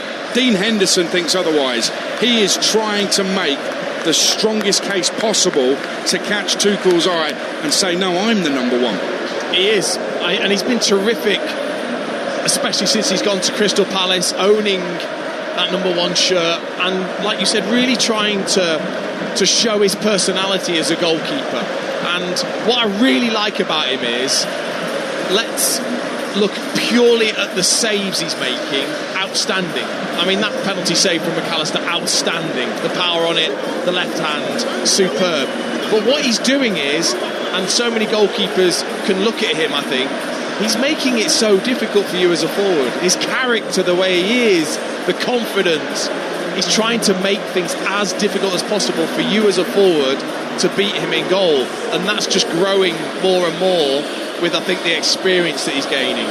Saved a penalty in the cup final, remember, from Amar Mamouche. He saved 10 penalties in his career, Dean Henderson. That doesn't even include the penalty shootouts. This is a goalkeeper who really fancies himself.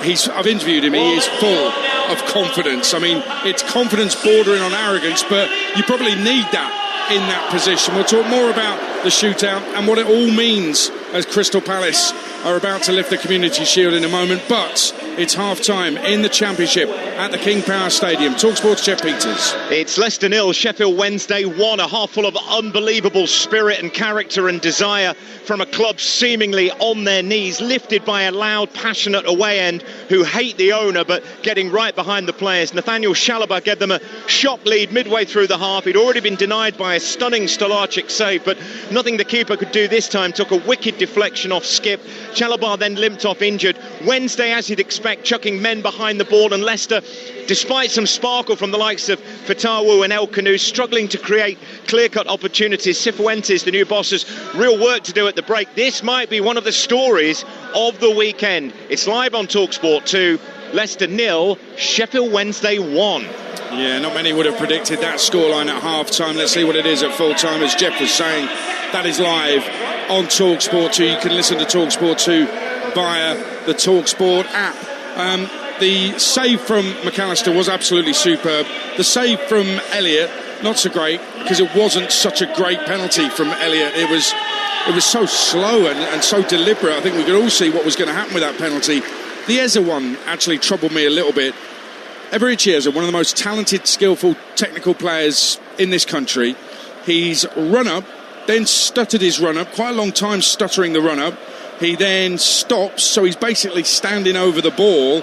All the time he's eyeballing Alisson, and it gets him absolutely nowhere. What's he even thinking of? But it's this new, obviously, technique that lots of players are trying to use. Ultimately, it doesn't matter as long as the ball goes in the net, kind of how you take it.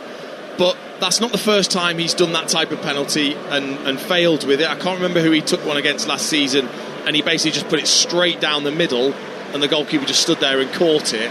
But ultimately, look, from my perspective, I've taken penalties at the highest level, and my thought process was always, if I hit it hard enough in the place I want to hit it in, he's going to have to do something very special to save it. And that was always my thought process, that the speed and the direction of it is what, those two things combined is what is going to beat the goalkeeper. But ultimately, the likes of Ivan Toney have shown that it's more than possible to do it whatever way you desire. It was against Newcastle, that as a penalty, by the way, but good memory. And I think that he now has to change his technique, doesn't he? It is a weird one. Is it easy to control? From that distance, you've got no opponent other than goalkeeper. There's nobody physically putting a challenge in on you. So surely it's easy to hit it really hard and direct it to where you want to direct it to you. I mean, there's 5 of these penalties have not ended up in the back of the net. 10 penalties taken, half of them haven't ended up in the back of the net. So are they making something that actually should be more straightforward look really hard? Yes, and ultimately at that moment when they're stuttering, it's all of a sudden it's off the cuff. You can't probably practice that because you're waiting for the goalkeeper to move and then you're going to put it in a certain area. Whereas certainly when I practiced penalties, I had 2 penalties and that was it.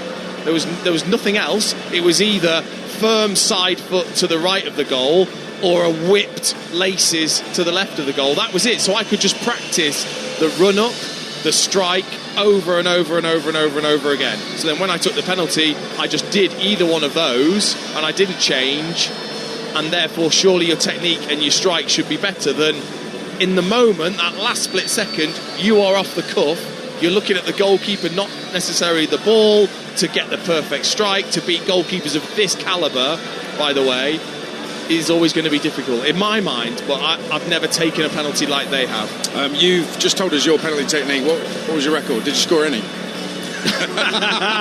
It's important, isn't it? Do you know what, though? The 2 I did miss were both to the left. Okay. So we're both trying to whip and strike it, and I missed the goal completely, whereas I scored every single penalty with the firm side foot to the right. Okay, so your record was very good. The other thing I've been told by penalty takers is if you lift a penalty, i.e. try to put it high in the top corner, as Devaney just did and did it brilliantly, you're always going to take a risk. And that's why, I mean, because if you put it top bins, no keeper's going to save that in a million years. So I'm always surprised there's not more. If you're that good a footballer, and Eze, for example, is technically so brilliant, I don't know why he just doesn't smash it into the top corner, because surely he would hit it there every time. There's then that jeopardy of getting it slightly wrong and putting it up and over, I guess. And I'd love to know how he practices. I'd love it. I'd love to see him practice and see if he does continually practice that type of technique and practice without a goalkeeper there as well, the same technique.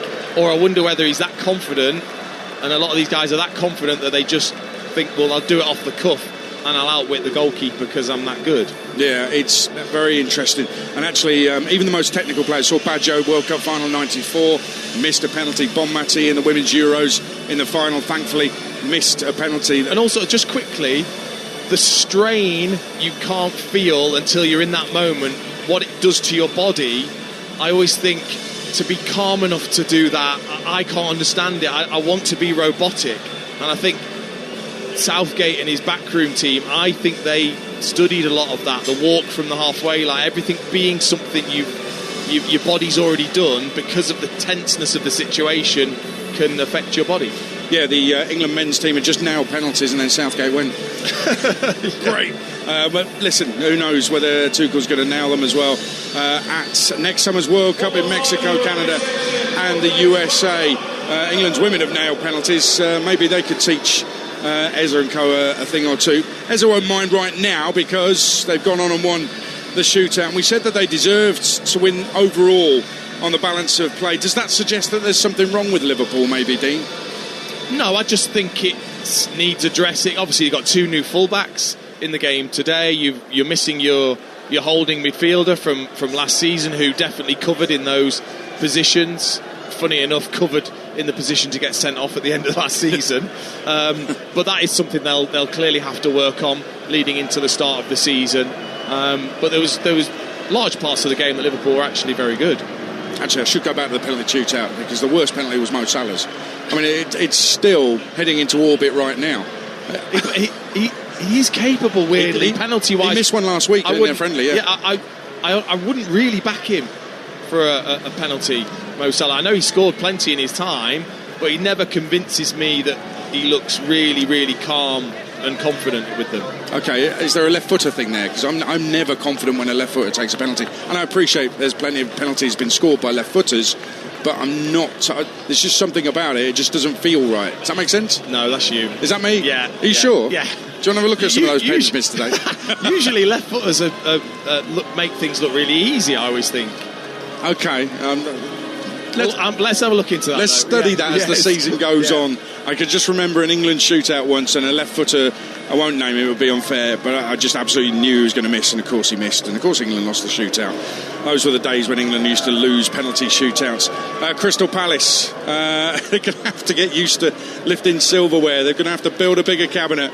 Oliver Glasner leads the players up right by our commentary position. Will Hughes, he does look like Colonel Sanders. That makes me hungry. He just goes past our commentary box here at Wembley, on their way to the platform where they will be, that balcony where they will be lifting the Community Shield. Dean Henderson, England's number one, question mark.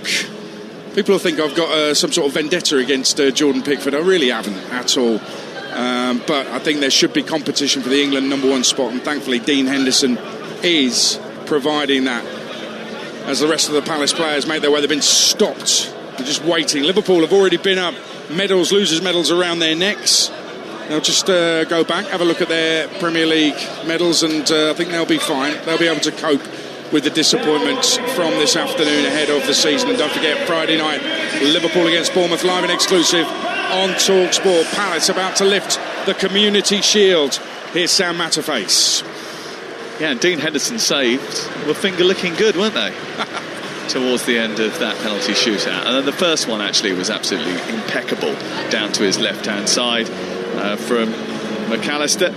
Excellent save by Dean Henderson, who saved the penalty in the FA Cup final as well. And the last of the players just taking their walk up the steps away to our right. Eddie Nketiah is going to miss 8 weeks with a hamstring injury as part of the group that are going up with the Palace team. And Mark Gay, the captain, who is still here and is still very much the captain of the club, had to come off at the end because of an injury, and maybe thoughts will turn to that game on Saturday when they play Chelsea, whether or not he's going to be available for them.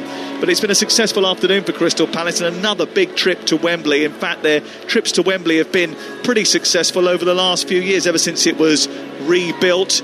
They lost the 2016 FA Cup final and the 2022 FA Cup semi-final against Chelsea, but they've won now 5 of their 7 visits to the rebuilt National Stadium. They rather enjoy coming here, and their fans certainly do. They hadn't won a major trophy until the FA Cup final in May, but they certainly have won one now, and they go forward into the new season despite all of the discussions about a lack of investment in the playing staff, knowing that they have another bit of silverware to put on their cabinet. Steve Parish, who is waiting to find out the outcome of the CAS decision tomorrow, is there just clapping hands with some of the Palace players. Adam Wharton, one of those, and Dean Henderson just trying to cheerlead a little bit and raise the noise inside the stadium, just trying to rev up the crowd as they prepare to receive the Community Shield from Clinton Morrison, who's still standing in the royal box, former Crystal Palace hero, of course, clapping hands with those who have come up to receive their medals. Mark Gay just hanging down the back of the line now, waiting to receive his medal from Debbie Hewitt, the FA chair, but also getting ready to pick up the octagonal shield, which is about to be placed into his hands. A shield that Liverpool have won so often, yet not today. It's Crystal Palace who are going to lift it for the first time. And again, Mark Gay just making sure that everyone's positioned at the front of the stand. In fact, they've gone a little bit too far, so he's gone to pick it up, and he may not be here for much longer, but he remains the Palace captain. Mark Gay picks up the Community Shield, and he thrusts it into the sky, and the Palace uprising continues. They dethroned Manchester City in the cup final, and now they have usurped the champions to lift the Community Shield 2025 on the penalties. Mark Gay lifts the shield into the air, and the ticker tape is cannoned into the sky. It drifts over the Palace players. The Palace supporters all celebrate with the strains of the Dave Clark 5 in the background, knowing that twice in quick succession at Wembley they are celebrating silverware success. And they're loving every single second of it. They thought winning the FA Cup was as good as it got, and they've won another one as well. What a year this has been for Crystal Palace Football Club, and they've got some sort of European journey to come as well. It's just going to get better and better. Now the focus might well be on the boards, on those running the club.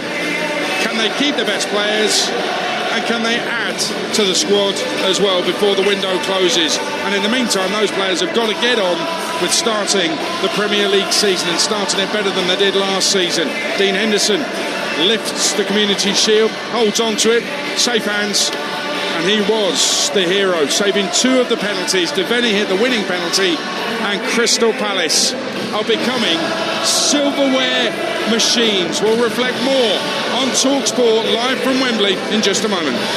The people have spoken.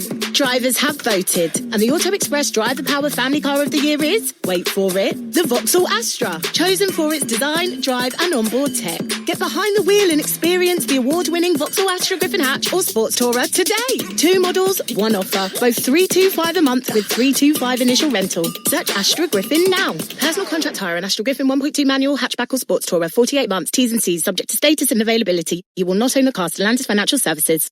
Chase is the digital bank you can rely on, with helpful 24/7 customer service. So I can speak to a real person anytime. Indeed, anytime, all the time. And you get a handy 1% cash back on everyday transport. Like on the train to the airport for my holiday. Roger that. Join millions of customers and see what your money can do with Chase. Search Chase Bank. 18 plus UK residents. Eligibility applies. 1% cash back on debit card spending on groceries, everyday transport and fuel for your first year. Max £15 per month. Exceptions apply.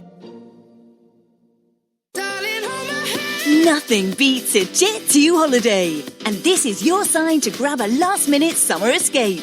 Fly from London Stansted to hotspots like Mallorca, Marrakesh and Pula. With flexible durations and 22 kilograms of baggage included, you can really make the most of the sun. Be on the beach before you know it. Book now, direct from London Stansted. Jet2 Holidays. Package holidays you can trust. APTRA Natural Protected. Subject to availability and conditions. Available via your My Vodafone app. Messaging service only. Exclusions apply. Vodafone UK, supporting the nation since 1984. More details, vodafone.co.uk/network. On 1089 and 1053 medium wave. On your mobile and on your smart speaker. New season, 500 live games. Talksport. On 1089 and 1053 medium wave, on DAB online and on your smart speaker. The FA Community Shield. Fantastic goal! Crystal Palace versus Liverpool, live on Talksport. 5 of the last 8 Community Shields have been decided by penalty kicks, and this one is going the same way. Left-footed, drives the ball high into the net, and Crystal Palace celebrate. They win the Community Shield with a fantastic penalty from Justin Devenny. Well, that was your winning penalty, live on Talksport here at Wembley as Crystal Palace take the Community Shield, beating the champions Liverpool. Don't forget Majestic and Alan Pardew, former Palace player and manager, will be with you in around about 20-25 minutes, taking your calls. 03717 223344 as myself and Dean Ashton round things up from Wembley Stadium. Left-footed penalty takers, Lionel Messi, useless. Fair. Thank you very much. He's not the best. Best in the world, best player ever. Can't take a penalty, maybe because he's left foot. I'm probably being harsh, but we're going to have this as our analysis as the season goes on. Left-footed pen takers. Yeah, we are. Yeah, and there'll be somebody out there now furiously trying to find out. As they lift the Community Shield and the champagne goes spraying everywhere, flames into the sky, down on the pitch, and the streamers, silver streamers for the silverware in front of the Palace fans who have stayed. Left half of the stadium completely empty. All the Reds have gone. All the Palace fans, the Eagles, have stayed to enjoy more Wembley celebrations as they did after the FA Cup final win against Manchester City. It's not bad, is it? You've won 2 trophies in your history. You beat Manchester City to take the FA Cup. You beat Liverpool to take the Community Shield. If that doesn't give you confidence going into the new season, I don't know what will. Crystal Palace can be very proud of their achievements, and if we look at the game overall, we've mentioned before here, they probably deserve to win. Who were the key players in terms of deserving to win the game? Because, they finished 2-2, and you could say that might have been a fair result, but overall, I've actually done some marks out of 10. They'll be available on Talksport social media a bit later on. And on average, Palace players rank much higher than the Liverpool players. Yeah, I would give that as well. I think they very quickly understood where the weaknesses were with Liverpool, and they exploited them many times. And I thought Munoz was excellent in terms of constantly giving that outlet and constantly asking the question to Kirkez and to Gakpo that didn't really have the answer to that.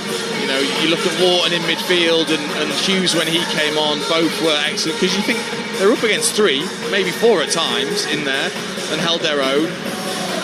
And you watch Eze, and I'm just, like I said, I was astonished before the game that there aren't the clubs around the world clambering to sign him. I just think he's such a talented player, and actually I think there's more to come. I think probably if he got into an environment that pushed him even further, I think he could go on.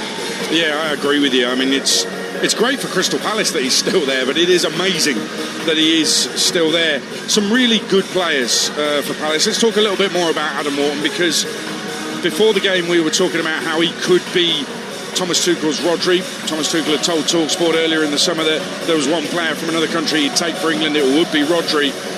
I mean, can you see what Thomas Tuchel is talking about? We can all see how he'd want Rodri, but when we talk about Adam Wharton possibly filling that role, did we see evidence of that today? We did. I thought he was poor at times, but look, it's one of the first competitive games of the season. You know, these players are still going to improve technically as the games go on. but he can do things that's very, very difficult. Not many players can do, which is have the calmness to receive under pressure, the calmness to receive that in midfield, and then find, as he talks about, a forward pass into the important players of his team, and do it time and time again, and not care, and not let it affect him if it doesn't get it right, or he misplaces a few of them. He keeps going, he keeps believing in his own ability, and obviously eventually he then gets the reward of the assist, the equaliser. That tells me a lot about his character, that he's able to do that. And certainly over the last 10 to 15 years, there's a lot of times when I've looked at players and I've thought, too often you pick the easy option because probably the stats look great, or because that's the way you think you've got to play, and you're not actually taking ownership of you. What are you bringing to the attack and to your team? And I think he really does take ownership of what he is. Would you question in any way his defensive work? I'm just wondering what might be something that would mean Thomas Tuchel might be reluctant to put him in an England 11. So would you question in any way the defensive work? The only question is, he isn't physically great. I'm sure he would probably admit that he's not the quickest, he's not really the strongest as yet.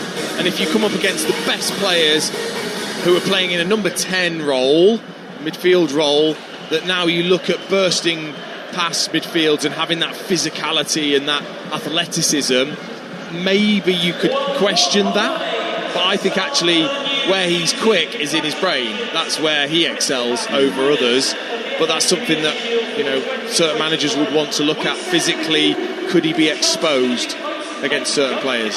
One of the Liverpool weaknesses, and we're going to talk about Liverpool in a second. By the way, we will get reaction from the Palace camp very shortly. But one of the Liverpool weaknesses was, I felt, at centre-half, and it could be about the way they want the fullbacks bombing forwards. So we'll talk about that in a second. But Mark Gahey, I thought, was exceptional today. Whenever I see him, I think he's exceptional. One of the things that's underrated is his ability to pass the ball. I think he's terrific at that. So it feels like he's got everything, and it feels like Liverpool really need a top-quality centre-half. I mean, if Virgil van Dijk gets injured, Liverpool have got a massive problem. I'll get your answer to that in a second, but let's go to the King Power. Another goal, early second half. Jeff Peters. We have the equaliser here. Leicester 1, Sheffield Wednesday 1. It's been scored by Yannick Vestergaard. Free kick on the right-hand side, played low into the box. Clearly something they'd worked on in training. It came to Vestergaard maybe 8-10 yards out, and he steered it past Pierce Charles. Wednesday have been outstanding, real heart and commitment, but Leicester have got that goal now. Vestergaard, an unlikely scorer. It's Leicester 1, Sheffield Wednesday 1, and it's live on Talksport 2. Yeah, on Talksport 2 right now, full commentary of that game, and you can listen to Talksport 2 via the Talksport app, which you can get from where you get your apps. Of course, you can also listen to all the Virgin Music stations and to Times Radio on the Talksport app as well. That question then, Liverpool need a centre-half. I think we're all agreed with that. Do they need one to go straight into the first team? Mark Gay is not going to go there to fight for his place, is he? No, but when you're at a top club, your place shouldn't be guaranteed. And ultimately, if you can get a player to come in and replace even what everyone else would look at as a top-level centre-back, then you do it. I think it's what the best managers have done over a long period of time. I always thought Sir Alex Ferguson was one of the best at it, at taking out players that we all thought were incredible and replacing them with somebody else, and that was the cutthroat nature of his management. And sometimes you've got to be that way, and Liverpool definitely need cover in that position. So it's whether they go for cover or they go for somebody to go and displace one of the two centre-backs that are currently there, probably Kanate, you would obviously say. But at the moment, I didn't feel comfortable, and I don't think they will feel comfortable with the exposure they had as a centre-back pairing in the way that Liverpool played today, having to try and cover wide and the gap between the two of them. Yeah, spot on. Slot's created a little bit of a problem for himself, really, hasn't he? Because he's got these two really exciting fullbacks in Frimpong and Kirkes, and they are bombing forward, and they're so good to watch.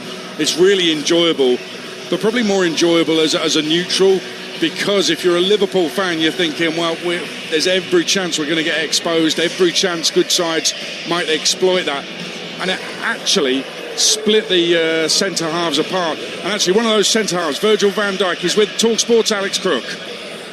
He is indeed. Virgil, thanks for joining us live on Talksport. Obviously not the final result that you would have wanted in terms of winning the Shield, but what did you make of your team's performance today? Well, we have to be obviously very honest with ourselves. I think the main thing is disappointment at the moment, because obviously we lost. Conceded 2 goals that we could have avoided. I think there were plenty of moments where we looked very good, especially in possession, on the break, between the lines, sometimes being direct. Created good moments, scored obviously 2 good goals. But yeah, obviously you stand without a trophy, and that's the main thing that is disappointed today. Taking the positives, 2 goal scorers on their competitive debuts, and particularly Hugo Ekitike getting off the mark at the earliest opportunity. He looked really sharp. Yeah, great goal. Obviously I saw it from behind, and the angle was great as well. I think he was good in play, in general play as well. So yeah, I think more to come. Keep working hard and be important for us, and it's good for him that he's off the mark. And yeah, hopefully more to come. You've got so many attacking options now. Is the important thing in terms of finding the right balance in the team, or do you think you need more attacking options? Well, we just lost Darwin, who went to Saudi. We lost Lucho, obviously, who went to Bayern. So I think there's always room for an attacker, and in order to strengthen us. So let's see what the window brings. In terms of the balance of the team, is it important to be resolute defensively as well as be creative going forward? I think the creativity is definitely, obviously we lost creativity with Trent from right back, but I think Florian coming in, he's an outstanding special player on the ball, especially and the work he puts in as well. And I think plenty of moments during the game we saw that. I think it's the collective defensive part that we have to work on, and that's something we will, and I'm not worried about it. I can sense you're quite frustrated, though. Is that just a mark of how high Liverpool have set the standards in recent seasons, and particularly last year? I don't like losing, and that's obviously we are very blessed over the last couple of seasons that it don't happen too many times. But I've come here now the last 2 times, and I've lost twice, and that is the frustrating part. And I think at times it felt that it could have been avoided, but the reality is that it isn't. And just the last one from me, was it written in the skies that you would score a goal in the 20th minute today of all days? Well, by the looks of it, it is. But I think Diogo also would have loved if he won here today. So unfortunately that didn't happen. Virgil, thanks for joining us on Talksport. There you go, Virgil van Dijk live on Talksport, and he talked about those defensive issues very quickly, Dean.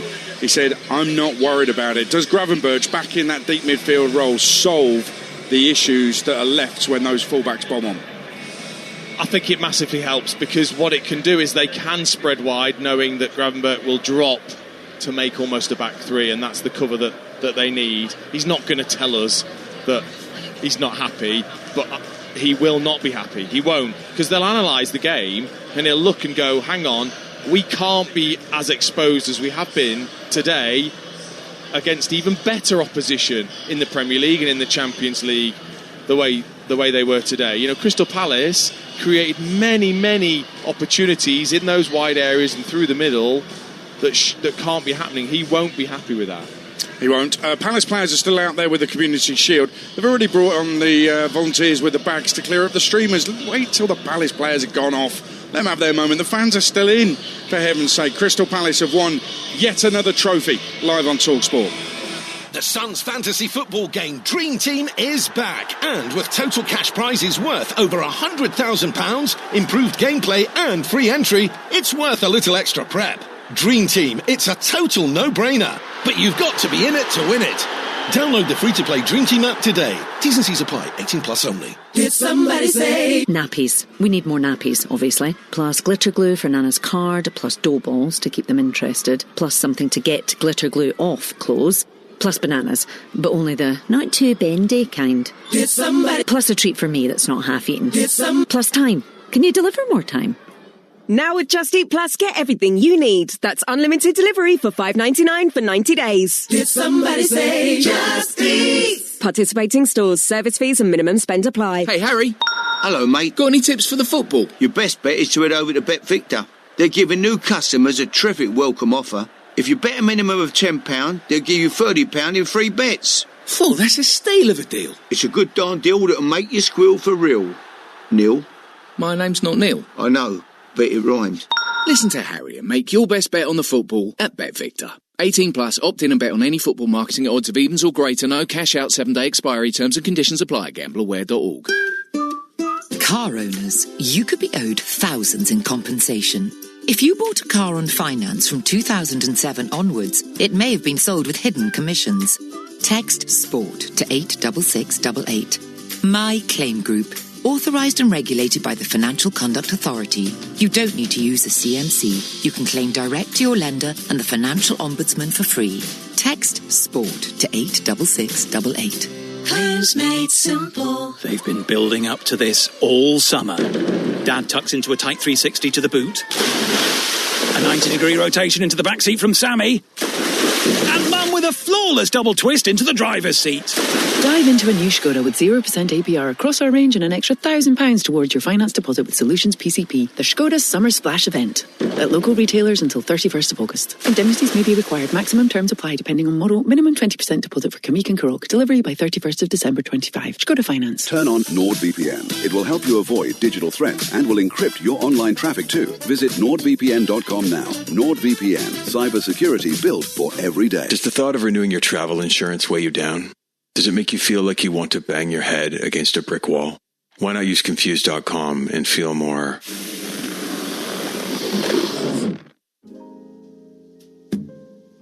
like a balloon. A balloon in the shape of a person who's no longer weighed down by travel insurance. And balloons don't have a nervous system, so they feel no pain. Travel insurance feels better when you've just used Confused.com. The FA Community Shield. Crystal Palace versus Liverpool, live from Wembley Stadium. What a goal that is! On Talksport. Palace players literally just in front of me going down the tunnel after finishing off the celebrations on the pitch. There's the last few players with streamers, silver streamers hanging around the necks, just run down the tunnel. Just going back to what Virgil van Dijk told us live on Talksport a moment ago when he was speaking to Alex Crook, he was asked about, the situation going forward, creativity. He said they'd lost the creativity with Trent, but Florian Wirtz, he said, was brilliant, so there's no problem there. He said they have lost Luis Diaz, they've lost Darwin Nunez. Tragically, of course, there's no Diogo Jota. Virgil van Dijk, is he clearly, Dean Ashton, saying there that they need another striker? And can you think of a striker that they might have been linked with all summer who's unsettled at his current club in the Premier League? Yeah, he's currently not training with his own team. After 4 minutes, you were thinking Isak who when Ekitike just blasted that in. But yeah, he's right. They have lost quite a big chunk of their creativity and their goal threat. So naturally, he's right. They probably do need to still reinforce. Because you need that competition. The captain sending a clear message publicly to Liverpool FC saying, yeah, we need another striker. I mean, that to me it's a headline story, really, when you're captain of your football club, captain of the champions, says that out loud in public. Yeah, I think because he knows how competitive it's going to be this season. He knows that everyone's chasing them and everyone's gone out and have tried to do business. Obviously, City early last season, of course. But Manchester United are trying to do business. Newcastle are trying to do business. Arsenal certainly have done business as well. Yep. Chelsea are always doing business. So they know it's going to be really competitive. He knows that, and you're right. For him to say that, I think he looks probably around and thinks, yeah, we need one or two more. Okay, so if they don't, just say they don't get Isak, is that the other contenders in the Premier League thinking, okay, well, even their own captain doesn't necessarily believe that they're definitely going to go. A lot of people are thinking Liverpool have had it. They've signed brilliantly this summer. They're just going to win it by even more this coming season. But with his words there, basically saying, oh, we need Isak, is everybody else thinking, maybe we have got a chance here? I think it helps if they don't bring anyone else in, because then you know with what they've got, there's still obviously question marks over, is Harvey Elliott going to be staying at the football club? And again, you had a couple of injuries. Mo Salah gets injured, God forbid. Then you're asking serious questions of of the squad that you've got with all the competitions that they're involved in. And ultimately, I like that idea of when you're at the top, you really go again. And if Isak does turn up at Liverpool, it is a massive statement to everyone else, and it's a deflating blow for everyone else. Now, of course, Newcastle don't want to lose him, but ultimately, if Liverpool can grab Alexander Isak, it's a big blow for everyone else. It is. I mean, listen, it's game over if they get Isak, no doubt. But we've stood here post-match, and it's not really a knee-jerk to Liverpool drawing the Community Shield and losing it on penalties to Crystal Palace. It's how the game panned out and looking at the squad. We've said they need a new centre-half, and the captain has said we need a new striker. And yet everybody seems to think they're just going to walk the Premier League this season. I don't think it's as clear-cut as that, you know. No, I don't. And I said right before the game that there was a lot of times last season that I watched Liverpool and I wasn't wowed by them. And I thought they got away with some games. And even today, say they'd have gone on and won this, or that Crystal Palace hadn't have equalised, you would have looked back and gone, they've got away with that a little bit. Their performance wasn't warranted of a victory. But, again, they're going to be very much the leading contenders, even with what they've got right now. What did you make of it? Obviously, Virgil van Dijk thought he was excellent. I know there was a lot of noise on social media during the game about how brilliant he was. He tired second half, but how good do you think he was? How good do you think he's going to be in the Premier League? Yeah, I think he's going to be superb. I mean, the speed of his play, the thought process, the control with head up, the link, the touches. It was impressive in the flesh. I'll definitely watch it back because I'd really like to watch it slow, almost slowed up, just how good some of those little moments were. The first half, there were some little passages of play, and he was at the centre. And it's hard to see that in the flesh when you're watching it live. Yeah. And when they slow it down, maybe it'd be interesting to see. And he'll become a goal threat. He has throughout his career. So really exciting, I think, for Liverpool fans to see just a glimpse of what he's going to be capable of. Dean, it's been brilliant. Really enjoyed your company at Wembley. You with me Friday night at Anfield? I am. It's going to be emotional, isn't it, for Liverpool supporters? Yeah, Premier League gets underway. We've got it live and exclusive on Talksport. Friday night, Anfield. Join us for Liverpool against Bournemouth. I can tell you it's Leicester 1, Sheffield Wednesday 1, 20 left in that championship game right now over on Talksport 2. I'm on Drive at 4 o'clock tomorrow afternoon with Darren Bent. Really looking forward to that. It's just a one-off. Don't get too excited. We may do the Daily Arsenal after what Arteta said about Gyökeres. One-on-one. He's going to ruin you. Well, let's see how many one-on-ones he puts away this coming season, shall we? That's me on Drive from 4 tomorrow on Talksport. Majestic and Alan Pardew, former Palace player and manager, taking your calls next. 03717 223344, and he'll be happy. Crystal Palace have become the unlikely Trophy Pigs. You heard it live on Talksport.